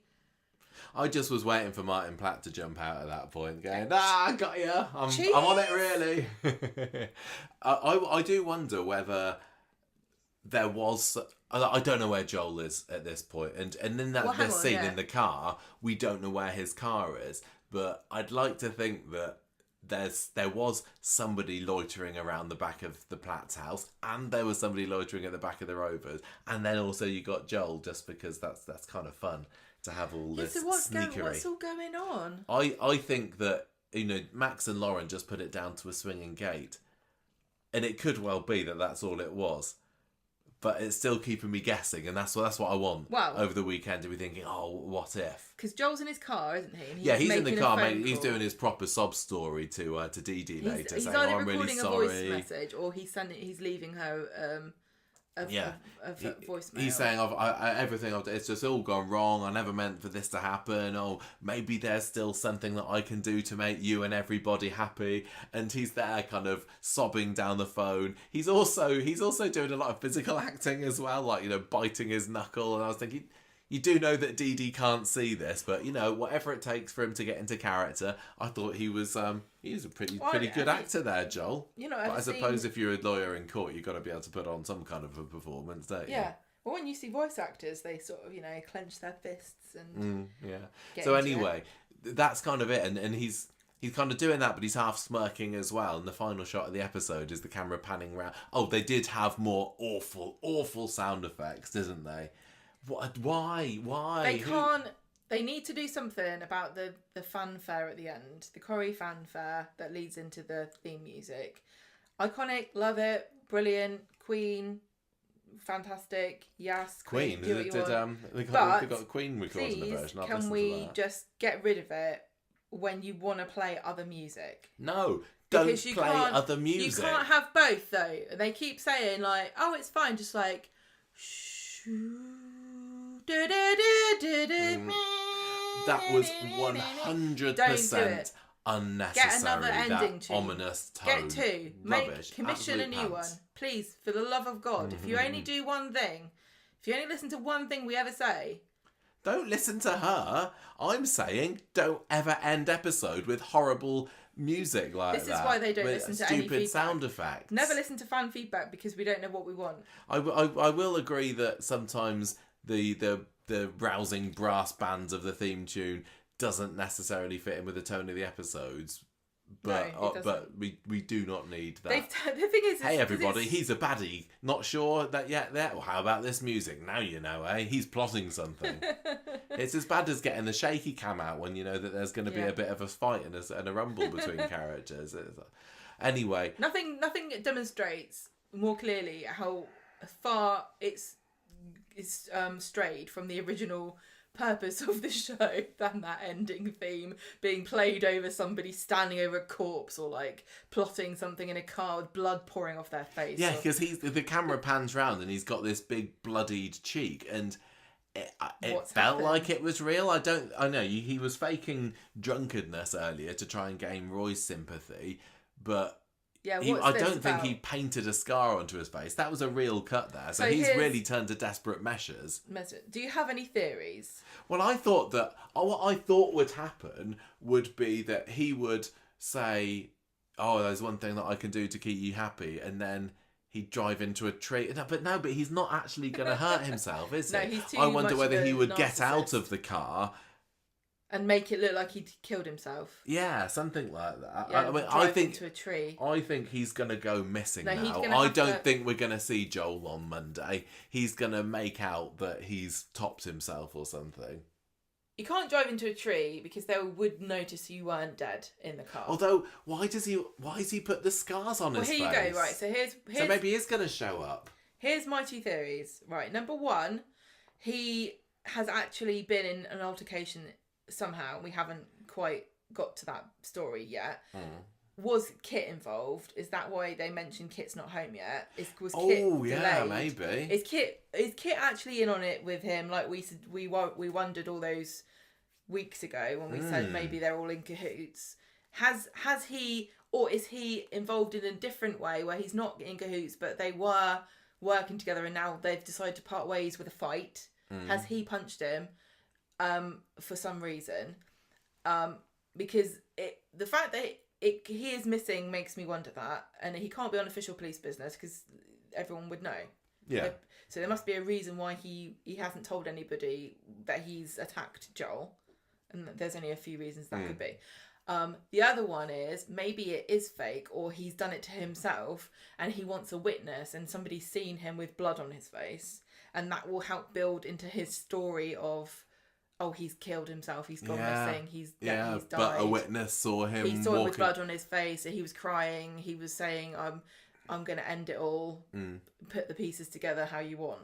Is this feeling to you like we could be mere weeks away from the end of Joel? Yeah. Is there a showdown coming? This is what they do on Corrie, and it's kind of annoying now because it's such... it's so predictable and a bit annoying that this is what happens to almost every villain. They do something dramatic, everyone thinks they're dead or they've run away, and then they come back. Yeah, like for the somebody final watched showdown. Carrie when they were a kid and found it very influential, the final scene, and thought that needs to be in every single episode of Coronation series. I'm trying to remember what I've seen on Callum Lil's Instagram. I am going to say I do absolutely love it. I know it's cheesy and silly, but the only thing about it is it happens every time. If it only happened every other time, maybe it'd be more effective. But you can't keep doing this with villains where you have them and then they disappear and then they come back like, I wasn't dead at all. Yeah, I mean, this is where we're at with Rowan as well at the moment, isn't he? I don't think he's had his final scenes, but he's for all intents and purposes away from the show at the moment. I think that maybe Laura, we might not see Joel again for a bit, but he's going to come back for his last hurrah at some point in weeks or months' time. But in a way, that's going to harken back a little bit too much to the Where's Lauren story. Are we going to have a Where's Joel story?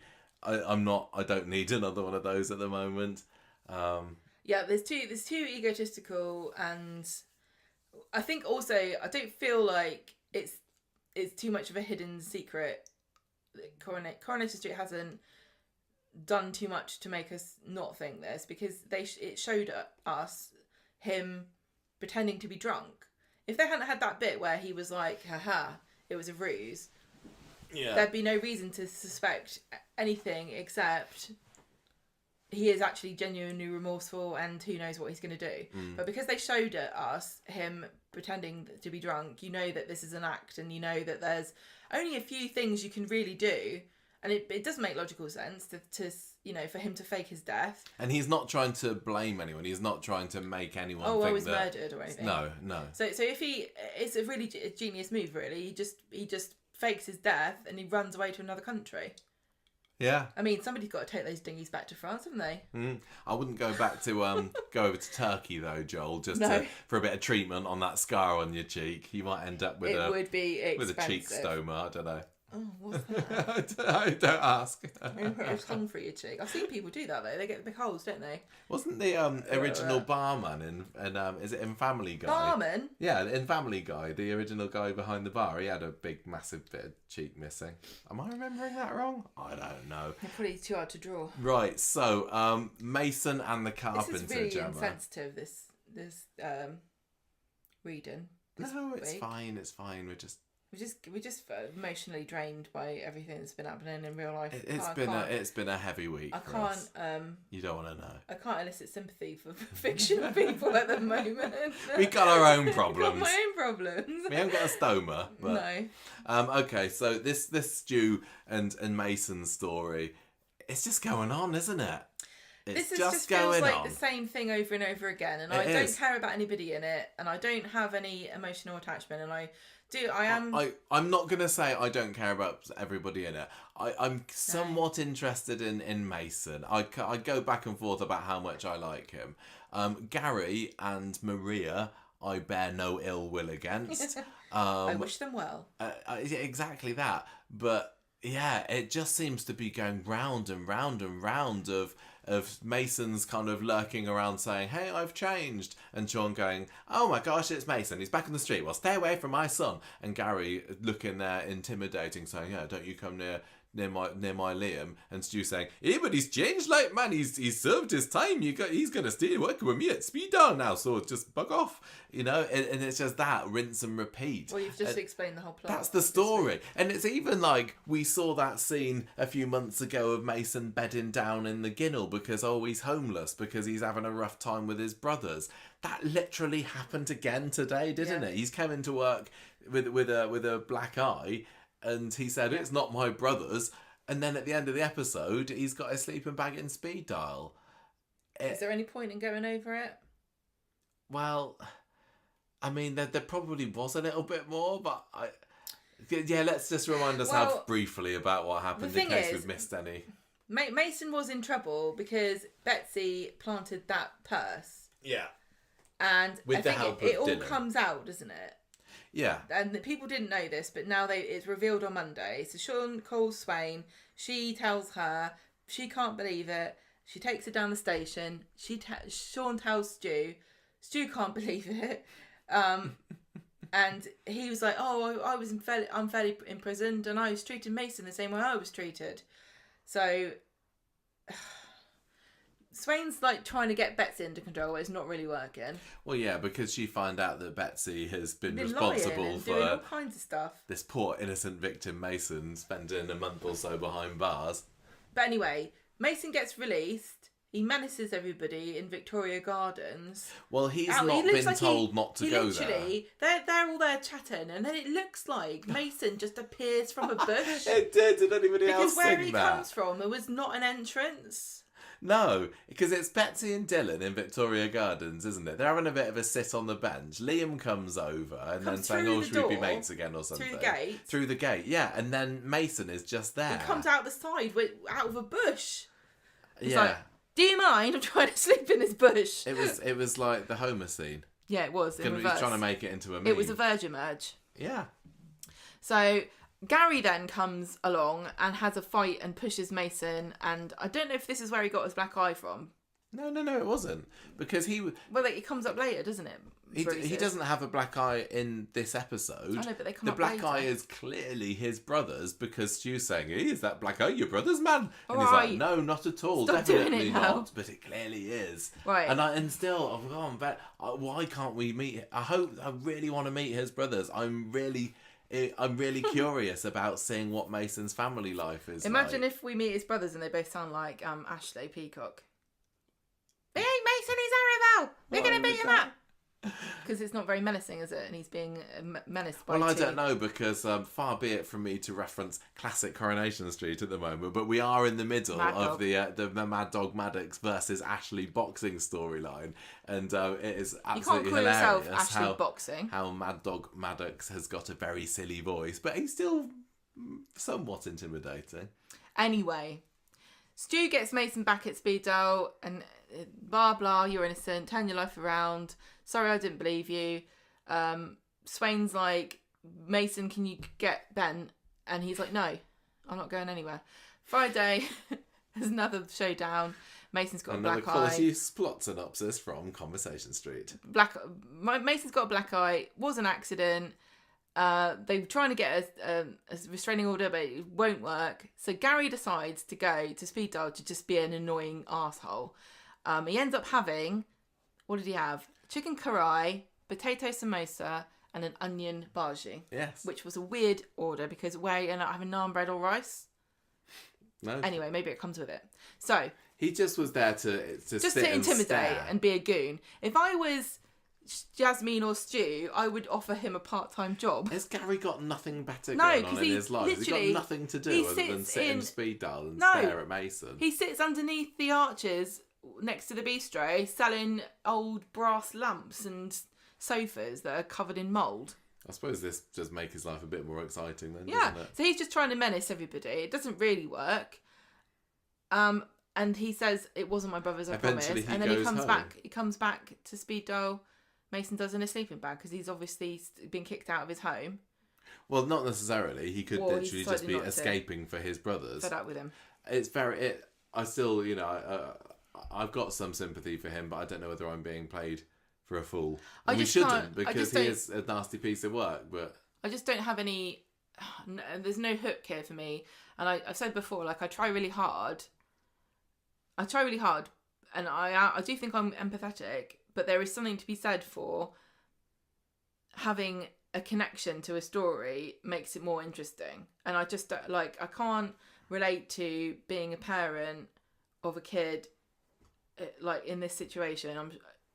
I know I just can't, it's just not an interesting story to me from any angle at all.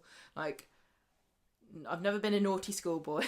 I've never been an ex-con who's trying to do right by a kid who I see myself in. I've never been a what's it called? A loan shark who's gone straight, who's now got a kid that's being menaced by a scruff. Gary and Maria are really this storyline. They deserve better than this. They're just very boring, aren't they? Yeah. Like, even if you, at the moment, and neither of them are boring people. Gary and Maria are both quite interesting, but really... And with such a legacy at the on moment, the show. Yeah, they've had so many years of great stories, but these two, if you watch them now, if you were at a dinner party and you sat next to them, you'd be like, I'm not staying for pudding. He's talking to me about...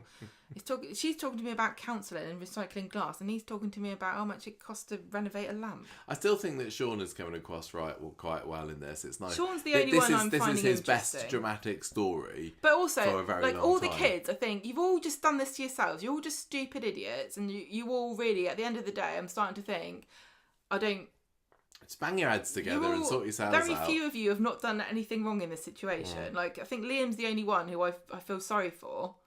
The rest of them are all just idiots.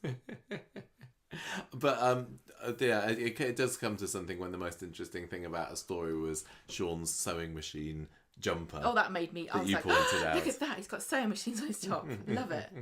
Okay, so the pallbearers story about Paul's funeral. I mean, we can summarise this as well. We can. They decide to have a compromise. They decide to compromise after all of last week's arguing and me getting very het up on the podcast about Bernie being vile. And we still, and I'm glad for this, did have people emailing us in or commenting on YouTube saying, no, Billy was in the wrong here. That is absolutely your prerogative to say that. I still don't think that he was. To me, with Bernie, it was more about the way that she was so disrespectfully dismissive about Billy's beliefs. And that, I do that want was to say, what got to me the most. I just want to say one thing too about the funeral service, and I think I totally get what Bernie is saying about it's not to Paul, it's not how Paul was, etc., etc.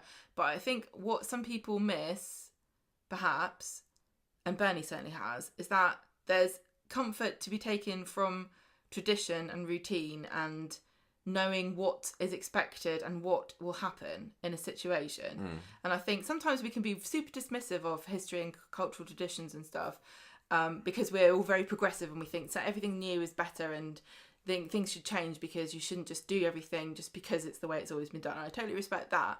But there's something really comforting about a funeral service where you know everything's peaceful and calm and you know exactly what to expect. And there's no surprises and there's no anxiety about, oh, it shouldn't be like this, it should be like that, you know. Everyone has the same, and it's kind of a bit of a leveler as well. Like, everybody has a similar service. And I think there's something very beautiful about that, and you might not find the beauty in it yourself, but I do. And the fact, you know, that Bernie's kind of running herself ragged here, and it just, I don't think she's wrong, but it just kind of shows the kind of I don't want to say weakness, but I can't think of another word, like, this is the problem with what she's doing is that she's trying to tailor it to what Paula wanted without really knowing. But what she's doing is actually making herself a party. And even and like there's no set way of doing it. She doesn't know how far to go, what to do, how many things do I need. She's got the glow sticks and the whistles, hasn't she? She's making a rave. That's fair enough, but she's also doing a memorial at the same time. It's just really, really super stressful, and it's something that you might not need to do when you're deep in the throes of grief. I think she's using it as a distraction technique because she doesn't want to think about the fact her son's dead. Yeah, I think this is the sort of thing that would make sense to do it a year from now. Yeah. When you've got more time and you're less upset and you're not using it as a screen to avoid thinking about your feelings. This is why a traditional service is kind of good because you don't have to think about it. You just go, what hymns, bosh, bosh, bosh. Someone does a reading, someone does a statement. Yes, it's personalised in that sense, but it's also already done for you, and it's very comforting to take. Yeah, and I don't think that anybody would be able to convince Bernie that she's using this as a deflection technique. No, I'm not begrudging her it at all. This is what she wants. I've said all along that they should both have their own separate thing. But one thing I do want to say, and I didn't know whether to bring this up before or what, but I do like, when did we ever see Paul do any of this? Well, we said this last week on the podcast. But he's like, oh, he's a raver. He loved raving and everything. Okay, Bernie, I get it, right? But when I was a kid, I loved pigs. I don't want a pig-themed funeral. I have grown out of it. I think maybe. What would that be? Instead of having you in a coffin, you'd come in a spit, just turning round over a fire. Everyone has a hog roast at the end. That's your cremation. And instead of having, when you have the Holy Communion, you just have a bit of pork. Applesauce and a bread roll. So insane. The Church of England doesn't allow this. So they can't have a massive picture of Paul on the pulpit. They're not going to let that happen, I'm afraid. Yeah, I didn't like that. You know, there are bits as well, I agree with Bernie, like you can't have, it's silly to me that you can't have a picture of Paul in a certain spot. I understand why. No, I think it is absolutely fine. If that's the tradition, that's the tradition. But what I didn't really appreciate is the fallout, because you can have a picture of him on the coffin, and surely that's okay. And the way that Billy was saying is, we can't have even a picture of Paul in the church at all, is what it kind of came across like, which obviously isn't neither true. Of them are really listening to each other. And really, what they're both saying is, I want to say goodbye to Paul in a way that brings me comfort. They're both trying to say, I want to do what Paul would have wanted. But they can't know that because he never told them. No, just what Kari wanted. And like I've said before, funerals are for the living. So really, it's okay to do what you want to do. If you want to go and like scatter, people scatter ashes all over the place and have their own private ceremonies or have a little think. If you want to go and get drunk in a pub or eat a pork sandwich. Well, no, you're back on the pork again, aren't you? Go and have a hog roast. When I die, I have a hog roast in my honour, whatever. But don't pretend it's because that's what the person who died wanted. They want to be alive.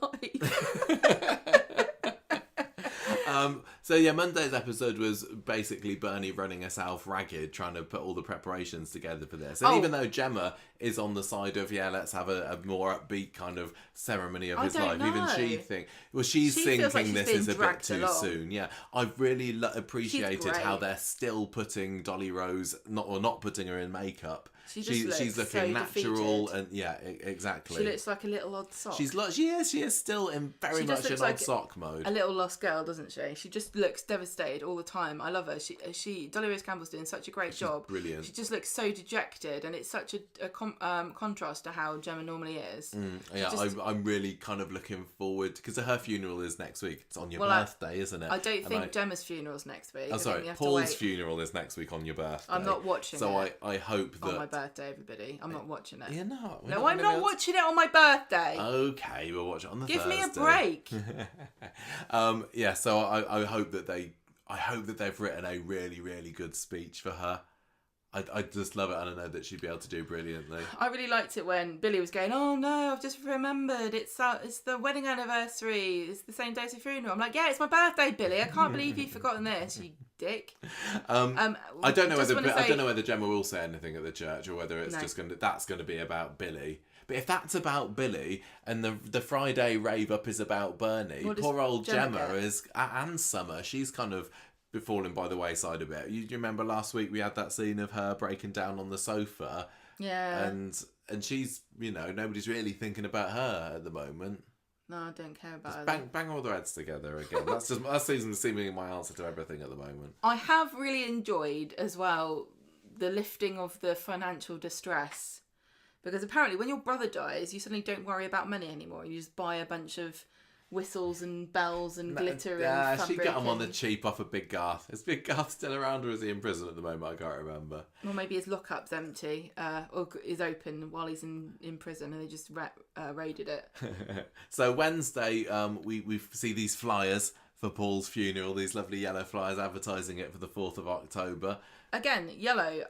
I don't recall him ever talking about yellow, wearing yellow, having yellow anything. No. I think this is just because because when you're a mum, you know everything about your kid, and when you're little, you're full of what's your favourite animal, what's your favourite thing to do, what's your favourite colour, what's your favourite everything's what's your favourite this or that, right? But when you're an adult, you don't have one favourite thing of anything. So I think Bernie's conception of Paul is very rooted in these remnants of his childhood. Well, she's got the little memory box, hasn't she? Or was that just Kit stuff? I don't know. She didn't care about Paul. But I would believe that she, if we haven't seen it already, I don't remember, that she has got bits and pieces of his childhood squirreled away somewhere. And the other thing too is that there was a big gap between when she was raising them as children. Paul left when he was a teenager and then he got into troubles and stuff, and from what we really understand, I don't know that they were that close until Bernie came into the show a few years ago. Yeah, I think you're right. She's got a massive gap in her knowledge about what it is that Paul actually likes. Well, that just makes her feel even more guilty. She's already feeling guilty about thinking that she's the one that caused the MND, which clearly isn't true. And I'm not trying... I don't know if, this is all just theorising and she's not a real person or anything, but maybe that's why she's focusing so much on these very,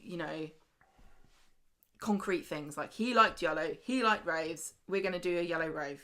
End of question. I think she's just saying, well, I was a terrible mum to him, and looking back, I could have been much better. I just want to do something right for him, and I think this is right. And if anyone tries to question me on it, I've made the decision, and I'm sticking to it. But apart from all of that, it's her, like you said, it's her prerogative. She wants to have a rave in honour of her son. Absolutely, she should do it and everyone should help her. I do wonder whether it is actually going to happen though, because they were talking on Wednesday about, does the council, have they given permission to close down Victoria Street? And she's saying, it's going to be okay. I'd kind of like it to happen. Yes, I definitely want to see the church service, but I think that having this rave up on Friday could be quite uplifting. Do you know what I'm going to say? Hope it all goes well. If you have to get permission off the police to have a rave, it's not a real rave. Very true. That's what I'm going to say. Maybe that's what she said. I can't remember. We've got that's kind of. They're all just getting Chesney and I think Gemma are kind of going. This is all a bit much, isn't it? Yeah. Like, we're all getting a bit, you know, you're going to get tuckered out. Yeah, Chesney says, don't work yourself too hard. Friday is more about Billy being a bit miserable about the fact that the funeral has been organised for the wedding anniversary on the 2nd of October. And also, he's still not convinced that this rave is right. He says it's not really my thing. Which is interesting because we were led to believe that Billy was a bit of a party animal back in his early days. Yeah, I don't understand this. But he's clearly not now, is he? But yeah. I do think when you do, like, look, it's an uneasy compromise. But when you get older, you don't like loud noise and fuss after a certain time of night. I don't blame him. I'd rather have a cup of tea. Yeah, so he just goes and has a bit of a drunken drink with Todd. It's not a real rave unless everyone's off their head on some kind of substance, and I don't think Billy's into that anymore. I know he was super into it at one point. Yeah, well, we just need to get Dean on the case. He'll be able to sort them out with some kind of I just wonder couple of benzos Bernie's or whatever. Like, got the whistles, got the gear, let's go, baby. Speaking of illicit substances, I'm just saying, they're being very, very, like, what's the word? PC about this rave that they're organising. I don't even think half the memories Bernie's got is a result of not being off her head on something. Yeah, so as I was saying, illicit substances. Hopefully they get Stokes hope to bring the vapes along just to add a little bit of... Add a bit of atmosphere with all the smoke. She can just computer generate the smoke in, like... This was a kind of mini side story for the week, wasn't it? It included Fizz's 40th birthday, which we've kind of already covered. But they're called away from the special bistro birthday tea.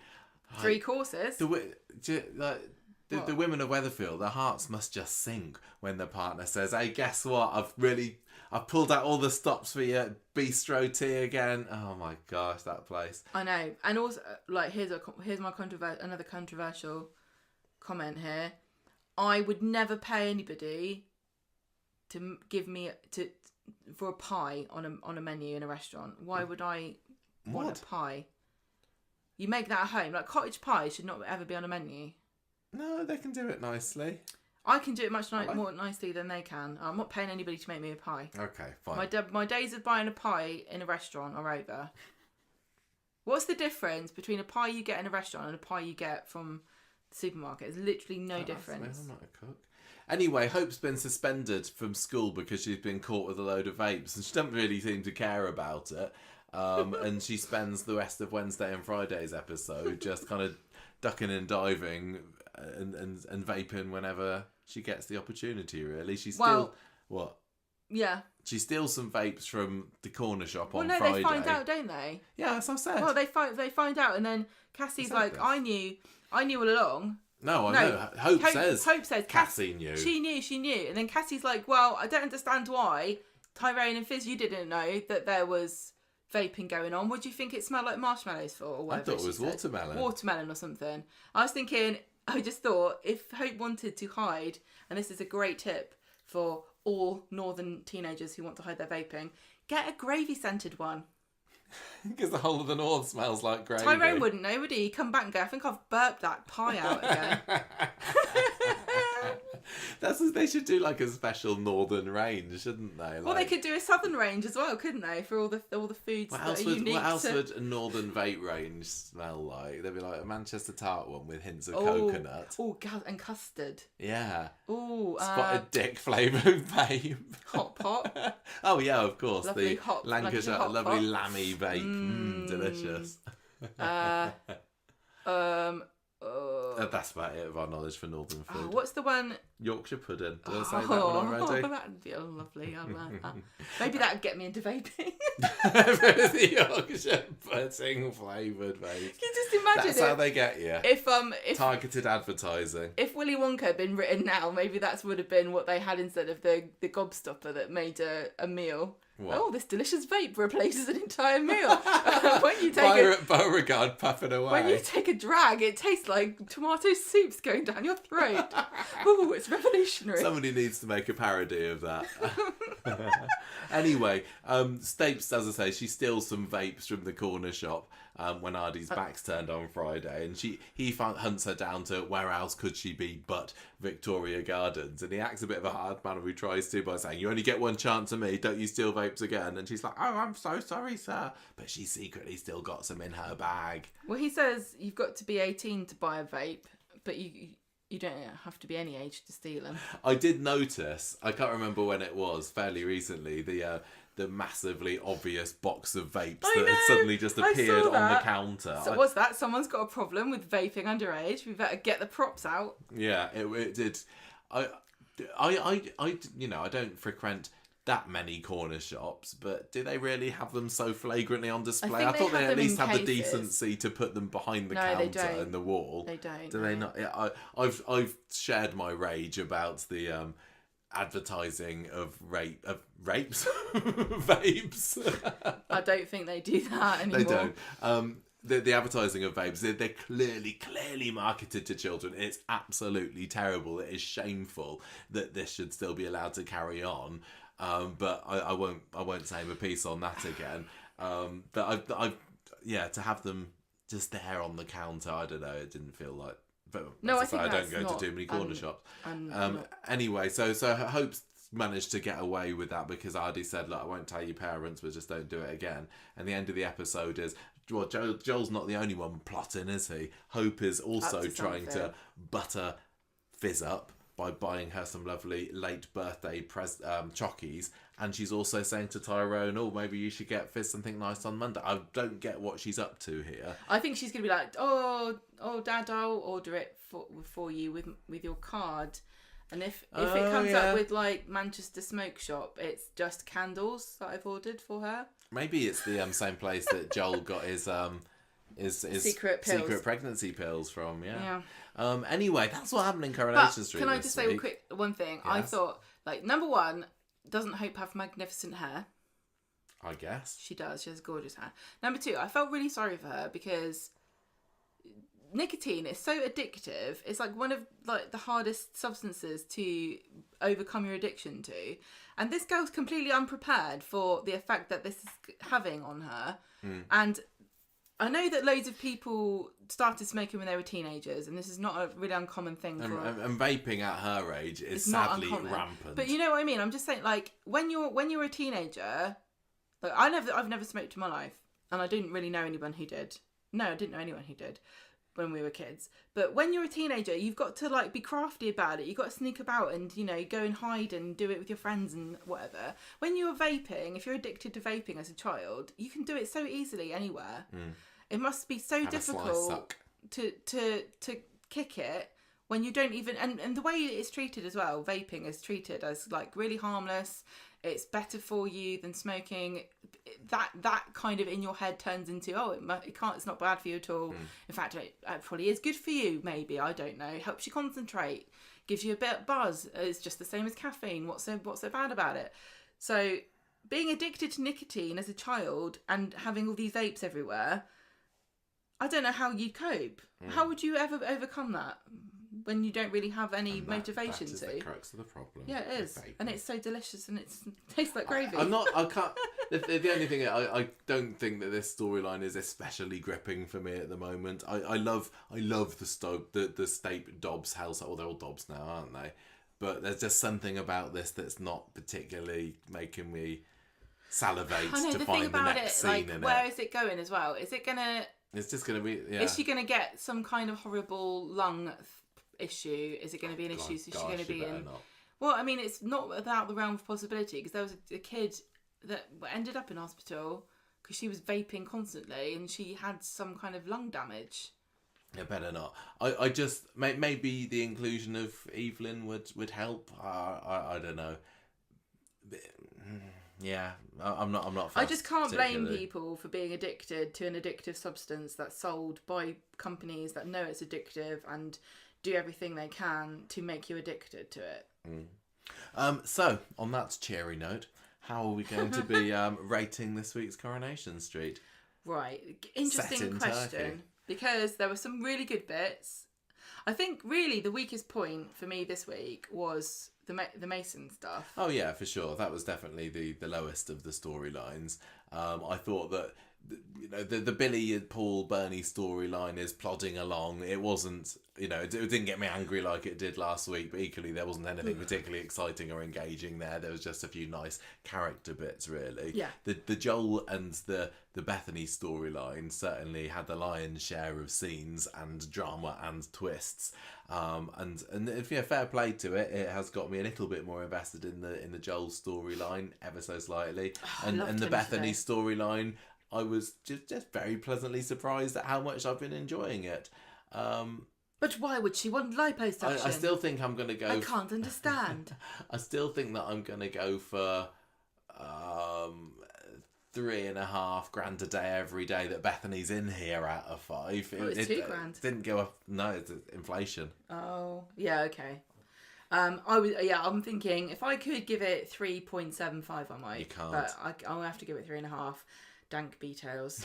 Oh yeah, that was meticulously planned drunken acting by Joel. He's like, which words can I say backwards just to make it seem like I'm off my face?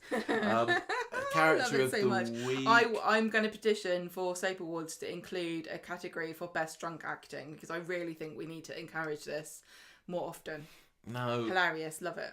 I know it's just varied, isn't it? Everyone's got their own little. But way of doing it. I thought it was. I get Sally Ann Matthews an award. Anytime there's for it, of course. drunk acting on Coronation Street, I'm gonna love it. Right, character of the week. I think I'm gonna say, Bethany. She was asleep most of it. No, she was asleep for a bit of it. And then she went. As the poster child for this surprise hit of a story for me, I'm gonna give it for Bethany. What about you? I'm going to give it to Sarah for being literally the world's worst mother. Actually, an entertaining way. I'm going to say...